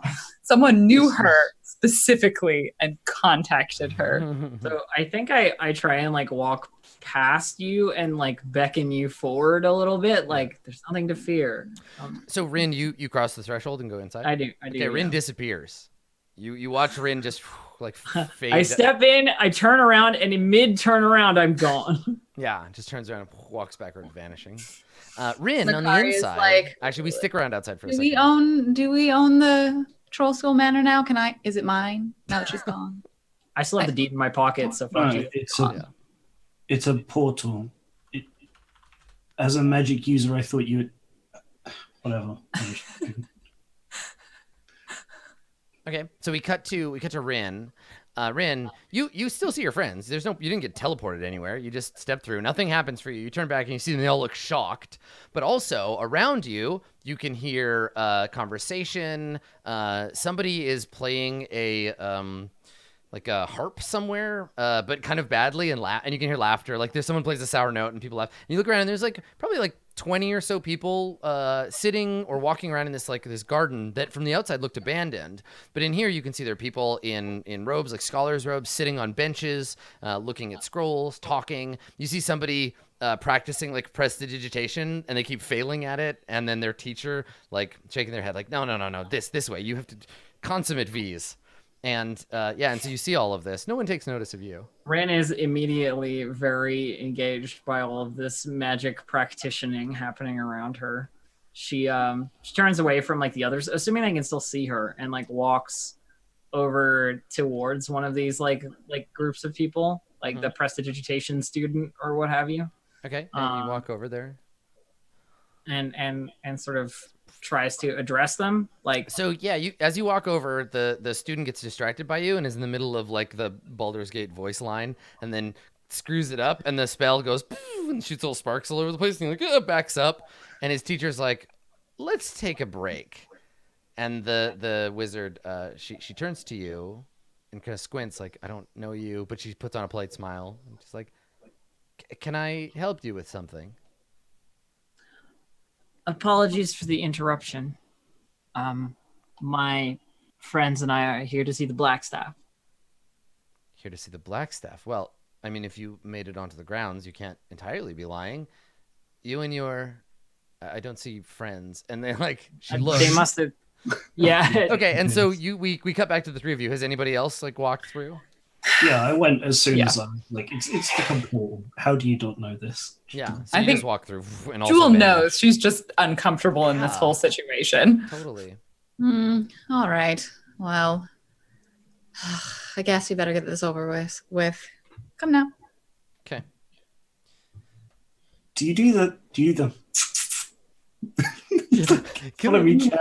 I'm not drunk yet. Jewel has already gone through. Thank you very much. She will cut you if you do that. Okay. All right. So you pass on through the through the area. And then I guess Rin, what are you doing? Are you like talking to this person? Yeah, they're like, your friends. I don't see your. And then we see them coming in, and she smiles. She's like, "Ah, there they are. Don't worry. I can tell it's their first time. Sometimes people are a little timid, even if they know they have business here. If you've got business with the there she is." And the soundtrack changes, and the camera angle's all heroic, and we get like the Blackstaff's theme, and we cut over, and we see her walking across the garden, like waving and smiling at people. She's got her black staff with her. I will show you the handout. As soon as I saw her in the book, I was like, I am desperately in love with this character. Look at her. Oh no. She's perfect. Oh, Look at her. She is really awesome. She's so cool. So that's Oh, about as dear. far. You see her across the hall, and she's walking and like talking to people as she goes. She either has not seen you or has chosen not to like come over and say anything. Jewel, 8, and Makaria, you are now inside and see all of the people doing magic. Not a portal then. She just sort of looks around and goes back and goes up to Rin. Where do we go? Well, she's right over there. I say, like, gesturing. Makaria turns to her and is just like, Oh my god. what? She's got all black on black aesthetic. It's Okay, so good look. So you want to head over, talk to her? I mean, I sort of pushed Jewel to do it because Jewel's the one who got the message. Like, there's a little bit of like, well, I could just walk over and talk to her, but Jewel, you have to make a first impression. You are the person she has summoned here. You go first. Jewel like slinks over. Okay. Hi, I'm Jewel. I feel like there's totally a moment on the way over where Rin is like, posture. Right. Come on. Okay. So I'm Jewel. You sent me a message. Yeah. So she turns from whoever she was talking to, and she smiles and she says, "Ah, I did. Yes. Welcome to Blackstaff Tower. Thank you for coming so quickly. Come with me. What I want to talk to you about." How do you know who I am? Oh, I know all sorts of things. Comes with a job. And she like taps the staff on the ground. Oh. Eyes like narrow. All sorts of things. Okay. This way. Come with me. They're coming too. Yeah, she like means everybody. Are we? Okay. So we crossfade to like a wizard's study. We see like all kinds of wizard bullshit around, right? Like all kinds of books piled up. She's got her desk. This isn't like her audience room, but this is just like a study she uses. There's a desk, there's books piled up all over the place, walls of books, one of those like old-timey book ladders. There's an orrery because it's a wizard's house, so there has to be one. And all these questions about Abir Toril, right? Like there's the sphere sort of rotating with the saloon and her tears kind of floating around it. And so she comes in and she tosses the black stuff onto a chair like you would like taking off a coat. And she says, come in, sit. And she snaps her fingers and chairs like slide out in front of you. Sweet. And she walks around and sits down at her desk. So how close is this room to the top of Blackstaff Tower? It's quite far. You're just in the tower somewhere. Can we get a tour? She looks at you and she says, I didn't really call you here for a tour of the tower. It's not really done. It's a bit more complicated on the inside than it looks from the outside. The tour would take a while. Hmm. And she steeples her fingers and she says, I know why you want to see it. In a chair. He's gone. And you won't find anything up there. Who's gone? What? And she says that to Makaria. Where was the crown of horns kept before? Can I see that? These kinds of things are not public knowledge. You think you're the first obsessed Merkelite that I've had to meet? Listen, I believe that everyone has the right to worship whomever and however they please. If you want to obsess over an old bag of bones like Merkel, you're welcome to. I'm not here about the past. I'm not obsessed. She's kind of obsessed. She smiles and she says, well, our sort often are. Adventurers, I mean. Though I'm technically retired now. More to manage. You get to a certain point as a wizard and they give you a tower like this. They're all over the place. I just happened to luck out and get a nice one. Towers, manors. Oh, yes. I thought we should have a conversation. I make it my point to keep an eye on things in this city. I have people who report to me. People who talk. I was having lunch with Volothamp Gedarm the other day. Now, I'm sorry. I know maybe you expected, I had an imp listen in on your conversation, or you've been followed by an invisible stalker. But no, I was having lunch with Volo, and he was bragging about you, how you saved his friend Floon. This actually makes me feel much more comfortable. And she cocks an eyebrow at you, and she says, "Why would you be uncomfortable?" Not fond of invisible stalkers, probably. Well, I mean, it would be my invisible stalker, not the dangerous strangling type. Listen, I'm not having you shadowed by a displacer beast or anything. I prefer not being shadowed at all. Someone gossiping is totally normal. That's the trick, isn't it? I mean, sure, there are plenty of potentially dangerous individuals in this city, but not all of them walk around with an extra planar stranger. And not all of them saved my friend Volothamp Gedarm's life. This is the thing. Volo would have gone after Floon himself. And you're showing up at the time you did and doing that job for him. You spared the poor fool. And I appreciate that. So I've been doing a little research. Learning about you. It's much easier when you have the resources that I do. Oh, really? And he nods. She nods and she says, "Yes, really." That's not unusual, I suppose. Any of these meetings I've walked into previously with people of esteem like yourself have been equally as knowledgeable. Why call out to Jewel or us, if that was your intention? Oh, Jewel in particular, because she just seemed the most curious. If you hadn't have come, I've picked someone else. I have a proposition for you. Okay, I'm listening then. My understanding of your sort of individual is that it's best to get involved on the ground floor. You're adventurers. You can handle yourself in a fight or several fights. That scuffle with the Dark Elf last night. You have mettle. I appreciate people like that. 8 just licks their own hand. Nah. Ha ha ha ha. So she looks you over and she says, I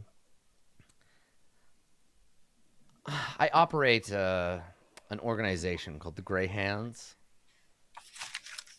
Folks like you, we keep people busy.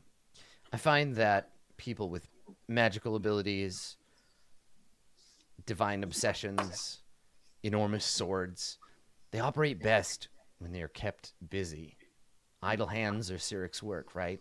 So Jules like reaching out to something and then just puts her hand back. Yeah, like, she "Oh, just looks at The it. black staff on the chair. Oh Like, yeah. Oh yeah. 100%. Yeah. Maybe I shouldn't steal something right now as she says that. Yeah. So she says, she says, so I operate the Gray Hands. Force Gray is mine to direct as I please. I thought perhaps you would like an opportunity to make some money. And on top of that, to contribute to keeping this city from, well, the great number of very terrible things that are only just waiting under the surface, a few of which you've had run-ins with yourself. well, If we worked with you, then would you show me the top of the tower? It's really not that impressive. But maybe. In time. You made Well- an enemy last night. Do you know who the Brigandarth are? Everybody grabs their dice and makes history checks. Do I know who the Brigand is? Do I? Do I ever? 17. Okay, so Jewel, you are the only one that this maybe like sounds familiar at all. It's drow stuff. That's the Brigandarth are like a drow or a dark elf group. They're like an Underdark operation. Maybe you've heard like whispers about Skullport, right? Like, oh, we live on top of, like, there's drow down there. There's this catacomb, there's a city, and monsters live there. The Brigandarth is a mercenary and merchant band that operates out of there. They're supposedly like exiles from some enormous like drow city. But they're basically like an organized crime. They're a gang. They're a drow gang. Yeah. They're drow criminals, Yeah. which is saying something. Driminals, if you will. Yes. But yeah, they operate. Drominals? So she says, "Do you know who the Brigandarth are?" And there's some Vaguely. blank looks. She says, their leader, Jarlaxle, he's not a nice man. And you've just gone and offended him. That dark elf that you fought, they're not good losers. Nor are we. Well, good. I like tenacious operatives. Now, I also know you've been taking meetings with other people offering you similar deals, and I want to tell you that's fine. I'm not here to tell you what to do. Greyhands have a lot of operating room. If you have your own agendas to pursue, you're welcome to. If you'd like to make a difference, if you'd like some direction to your adventuring career, we're happy to help. I get to keep an eye on some rising stars. You show that you're worth my attention. Now, if you go ahead and join the Zentarum or the Lord's Alliance or any number of other operations in the city, I'm going to keep my eye on you regardless. This way we get to do it out in the open. so what are you asking and what are you offering? I have a task. There's been a lot of talk about what you know. Yeah, she said, I have a task for you. There's always lots to do, but this is in our backyard. There's a monk, a hermit. Now, and she turns to Makaria. Maybe you can help me understand this, because I've never been a very religious person, but there's a monk, and he lives in a cave on Mount Waterdeep. Now, Mount Waterdeep, she points, she's like, it's just over there. It's in the city limits. But Hlam, this monk, needed his space. Wouldn't you think you'd have to go farther than that? Anyway, How many people are on this mountain of yours? he's been meditating on some things for me, and I've been unable to reach him. He's ignoring me, and I need you to go up the mountain to his cave, and I need you to talk to him. Just find out what he knows. I know About it doesn't what? sound like a big heroic act, but we'll save fighting the dragons for later. You want us to talk to a pouty monk? I don't know that he's pouting. He might be dead. On top of a mountain. He's not on the top. It's like part of the way up. Like I said, this is just getting to know you. And We're missing a very important piece of information. What are we talking to him about? and just Tell him that I sent you. See what he says. That could Is- come back with something useful or with nothing, depending on how compliant he is. Well, Is he going to just punch us in the face? I certainly Uh, hope not. My question is, are we going to come back to something useful, like a reward I mean, if money is what you want, I have it. Yes, I can pay or you for this. information? She squints at you. It's like, Do you know where we could find You know- this drow? We could kill two birds with one stone. you'd best stay away from the Brigandareth if you can avoid them. Okay, yeah, but they're murdering elves in the dock wards, so I'm well aware of their operation. And have done so far what to I'm stop not in it? charge of the city guard. Mhm. Listen, if you've just come here to harass me, you can leave. We don't have to be friends. I'm offering you an opportunity. If you'd rather go join the Zentarum, please be my guest. We could speak to him, monk. Not a difficult task. Bring you back whatever he says. Or they say. It's good to see one of you has some sense. For the black staff, whatever you ask.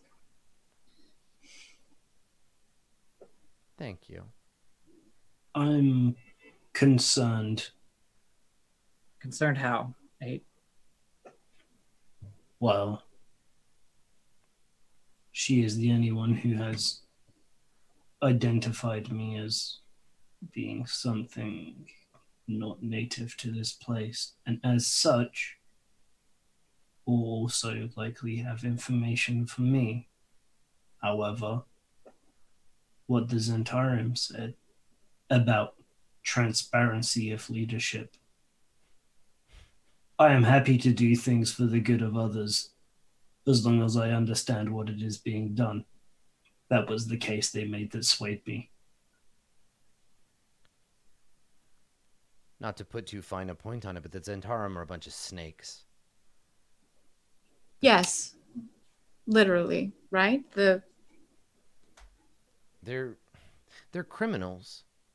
They're a mob, gangsters at best, and at worst. Just be careful if you want to deal with them.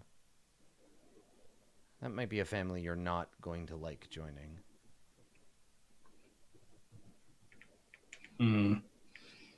You know what God I serve, and you really think that I'm better than some criminals. I think you're That's- misguided. That's what I think about you. And I think that with a little bit of guidance, you might come around. You clearly Come have around talent. to what? She shakes her head. Sense.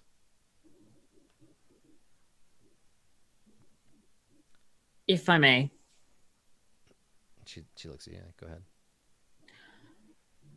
I think that you're correct in that no one really anywhere is trustworthy. The Lord's Alliance, the Zentarum, my companions clearly don't have much trust in you either at this point for some reason. I don't know why. But here's the issue. We can easily do what you ask of us. Go up to this cave, speak to this monk, if the monk is present, and bring back any information that we find. Not a problem. But we also don't want to see more elves or half-elves murdered if we can help it. And it is in that nature that we wish to help with the Zentarum's task, because they offer us something that not only does it gain us resource for what we need to do, which is live, survive, rebuild the house that we have, but save people who are similar to us and stomp out a threat that would otherwise continue to kill innocent people. Dock workers, not soldiers. I'm sure that the Zentarum fed you some line about doing your civic duty, protecting the helpless, offering aid. These soldiers, or these sailors that are being killed, they're in his employ. They're members of the Zentarum. He just wants to know which enemy to point his weapons at. You go back and you tell him about the Brigandareth, and he'll know, and that'll start a war. Not that we don't already have 3 of them going already. we were actually headed to see Davil right after this. But are you saying we shouldn't tell him? She puts her hand up. Don't misunderstand me. Personal freedom is very important. I want you to do whatever feels right for you. I just wanted to give you some information. I'm not asking for your command. I'm asking for your advice. Yeah, and she kind of looks at you like, huh? That's uncertain. She shakes her head and she says, I've run into enough trouble with the Zentarum, with their servants, and I know enough. I've read enough books to know that this is how they operate. They're thugs, bandits. I just count myself lucky that my tower is here in Waterdeep and not in Flan, where they just walk around in the streets openly. If it were up to me, the Xanathar Guild and the Zentarum would just wipe each other out. But it's not up to me. So I try to do what I can to make good. I keep an eye on them, and when it looks like they're going to do something dangerous, I tell the right people. I've learned... That makes a lot of sense. I've learned in my limited time as the Blackstaff that you can't step in and solve every problem yourself. That's what Force Grey is about. You have power. All of you do. I want to teach you how to use that power responsibly, to guide it. But you're your own people. Oh, I'm not saying that we're not our own people. I would never suggest that. Everyone does whatever it is that they want to do. I think that your task is simple and direct and easily done. And I think, and I look to the rest of the group, that we're happy to do that for a small reward. Of course. But we've already put the work in on this one. So whether or not I keep speaking to him or not, at this point, it would be a waste not to get the coin that we're due. I just want you to understand what it is that you do. It sounds like you've made up your mind. I'm not interested in trying to change it. What I want to make sure of is that this decision does not mean that I cannot come to you in the future with what we've done for you. Well, I mean, it's not as if you're all going to go down to the dock ward and get matching snake tattoos, are you? No. She laughs and she's like, well, then fine. Jewel looks just like, I don't even. Jewel and Nate look at each other. You're gonna have to shave for that. I mean, it has merely been quite some time since I had the opportunity to actually ask for the advice of someone with as much power as you have. No, it's not me. She laughs when you say that. She's like, oh, it's not me. It's all the stick. She looks over at the Blackstaff and is just laying there on the couch. Makaria also looks at the Blackstaff. Looks at Jewel. Touching it. All right. Jewel gets microchipped with the Zentarum. What was the name of this monk again? Hlam. Plum? Hlam. Hlam. Oh, Hlam. Yes, not an easy thing for me to pronounce in a way that any person could understand. HLAM. Yeah. I heard right. plum. I know, right? Because that's a word, and hlam is not. Well, then we'll go and see him, and we'll come back. Yeah, and she nods. Thank you. I'm curious to see what he has to say. And tell him he needs to start responding to me. Then I don't have to send a bunch of juvenile adventurers up his way. And you know what? If you need to, verbally admonish him a little bit, I'm not saying you have to, but if you did, and then you came back and told me about it, that would be nice. I am quite good at verbal admonishment. Actually. She's really good. Her words, they cut. They cut hard. She mocks us viciously. All right. Well, thank you for your time and interest. And she nods and she says, "Well, just stay interesting." I think as she's leaving, Jewel turns to her and You know who my parents are, don't you? She nods. Like, She just walks out of the room. Yeah, there's a whole past subtext when she was like, "I know all about you." I'm like, I'm not gonna say anything. yeah. She's one of those bullshit NPCs that gets to look at your character sheet. And when you walk Yeah. in and you're like, I have a dark past. And she's like, yeah, I know. I read the fanfic. I saw your wiki article. It's great. I like it. Good background. I just imagine the Black Staff being like, good fanfic. Good fanfic. I like it. Yeah. Although the Black Staff I imagine is Kelvin Blackstaff doing. Yeah, me too. Yeah. I didn't realize, I looked at the wiki. I didn't realize how many Black Staves there have There are been a fuck ton, since yeah. him. Because he's the first one and she's the most recent. And there's been like a dozen in between. Yeah. So many. Well, they're So nerds, many. They are all of nerds. them. It's true. They are all nerds. It's true. So I think that'll do it. I think you leave the Blackstaff Tower. Headed you have, for the you have Yawning lots Portal. of lots of side quests before you, and you're ready to go. So Yeah. cool. Before I forget, Yes. 8 is in green mode and keeps flickering to red. And when they like leave, he just finds a tree and just like punches it super hard. Cool. Okay. Mm. Yeah. Angry Boy 8. So everybody take inspiration because even just for that last scene, but the whole thing has been great. And that'll do it. So yeah, you've made an enemy of the Brigand Aerith. You got the Lord's Alliance kind of half-assedly trying to recruit you. The Zentarum kind of making like a practical, like, yeah, you could just join us. We'll give you money and stuff. But And where are the Harpers, though? That's the real question. listen, they're a secret society. They're everywhere. You'll never know. Anybody Yeah. could be a Harper. You or you or you. So that's 3 strings. 3 strings is a harper, isn't he? Yeah, 3 strings is definitely a Harper. Come on. Subtle game. You know, I would have liked Like literally, Black if you're in the Staff Forgotten Lady. Realms and you look at somebody and you're like, what faction are you? And they're like, I don't know. And they just pick up their loot and you're like, oh, you're a fucking Harper. You can also tell Harpers. Well, what faction are you? No faction. Never been part of a faction. Harper. Yeah, it's like you're a Harper.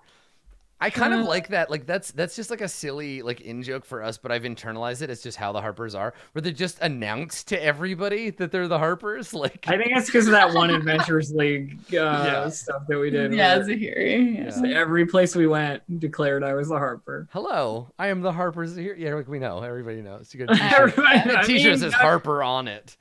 Yeah. I'm part of a secret society. We're really underground. You never heard of us. We're the Harpers. Yeah. I was so ready to like Black Staff Lady, and then someone in chat reminded me that this is where Merkel died, and I was just like, oh fuck, Yeah, that was a long time ago. fuck this place. Meh.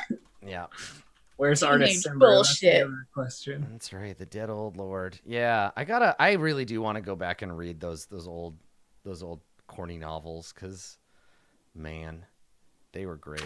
They'll take me right back to being a kid. Also, Blue Jay, if you remind me, I'll let you take a look at. I think there's a second edition D&D book that has like a ton of information about how Merkel's the same one that I got the Istishia information from. Oh yeah? yeah. Yeah, that'd be the rad. Faiths and Avatars, I think it's called. Yeah, that'd be super cool. Yeah, I'll bring it. You can take a look at it. It's definitely that one. Yes. Yeah. Yeah, because he was one of the main ones. Yeah.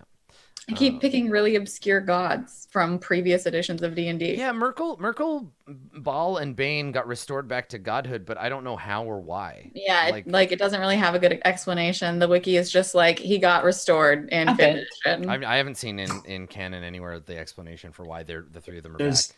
there's so much information out there, but all the key questions like how that happened, which way the sun sets, Yeah. apparently nobody knows. Where the fuck's Merkel? Yeah. Nobody knows. He's in a hat. I'm just going with he's in a hat because like there's no canon explanation for him not being in a hat, so he's still in a hat. And I think Bane was never really dead, but Bane was pretending to be his Bane kid. never dies. Like because Iactus Vim was around for a while, and he was like Bane but green and small. And then Yeah. at some point, I think in like 3rd edition, Bane or like 4th edition, Bane like burst out of him and was like, "Haha, it's me. You thought it was Iactus Vim, but it's me. Surprise! Bane." It's me, Bane. It was me, What up? Bane, all along. Yeah. Now I'm just gonna imagine Bane as if he were a character from JoJo's. Yeah. Perfect. Big sexy Bane. All right, let's do some shout outs. Let's say goodbye, and we'll be back next time for more D&D. Let's start over there in this corner this time. Blue Jay, I'm the poutiest. the poutiest, drunkest cleric. It's good. It's good. I am sober, so my characters are drunk. I just separate these two things. Sounds good. Anyway, I'm Blue Jay, and you can find me at twitch.tv/BlueJay or on Twitter at BlueJay_712, which is over here. Yeah, right there. And you can also find all the role-playing stuff I'm doing at bluejay.tv/portfolio. Cool. Thanks. Down below, it's Dave. Dave the robot. I mean, human. Dave.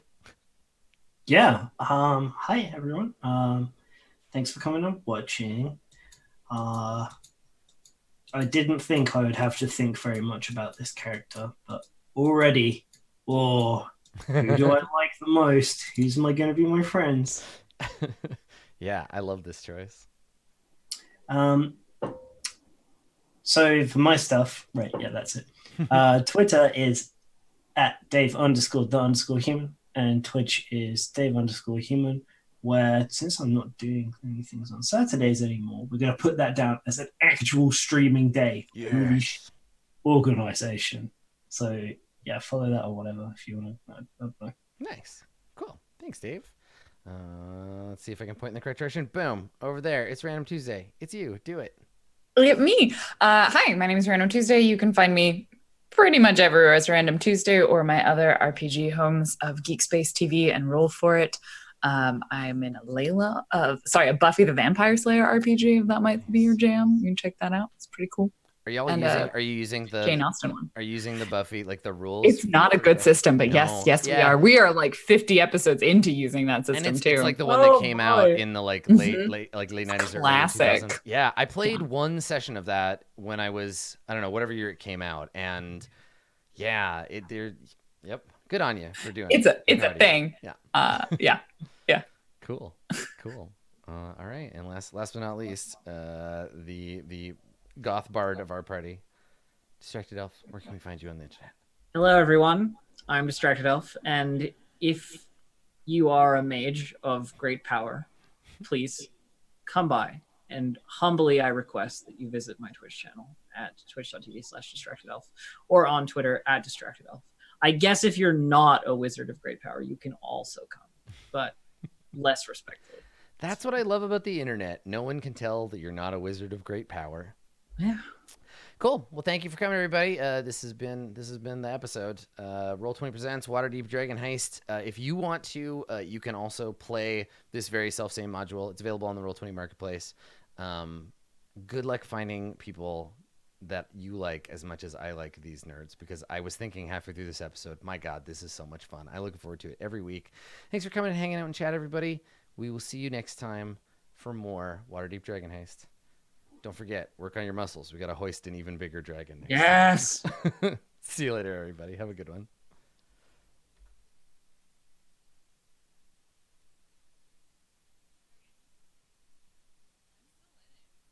Dive into a twisted maze of schemes and villainy as you race to claim the legendary fortune hidden somewhere in Waterdeep. Roll20's full digital conversion of Waterdeep Dragon Heist features 4 possible story paths, immersive features like dynamic lighting on all battle maps, and character sheets with one-click actions. Switch between story paths with the click of a mouse and enjoy the complete contents of this thrilling new Dungeons & Dragons adventure. Grab Waterdeep Dragon Heist today on the Roll20 marketplace.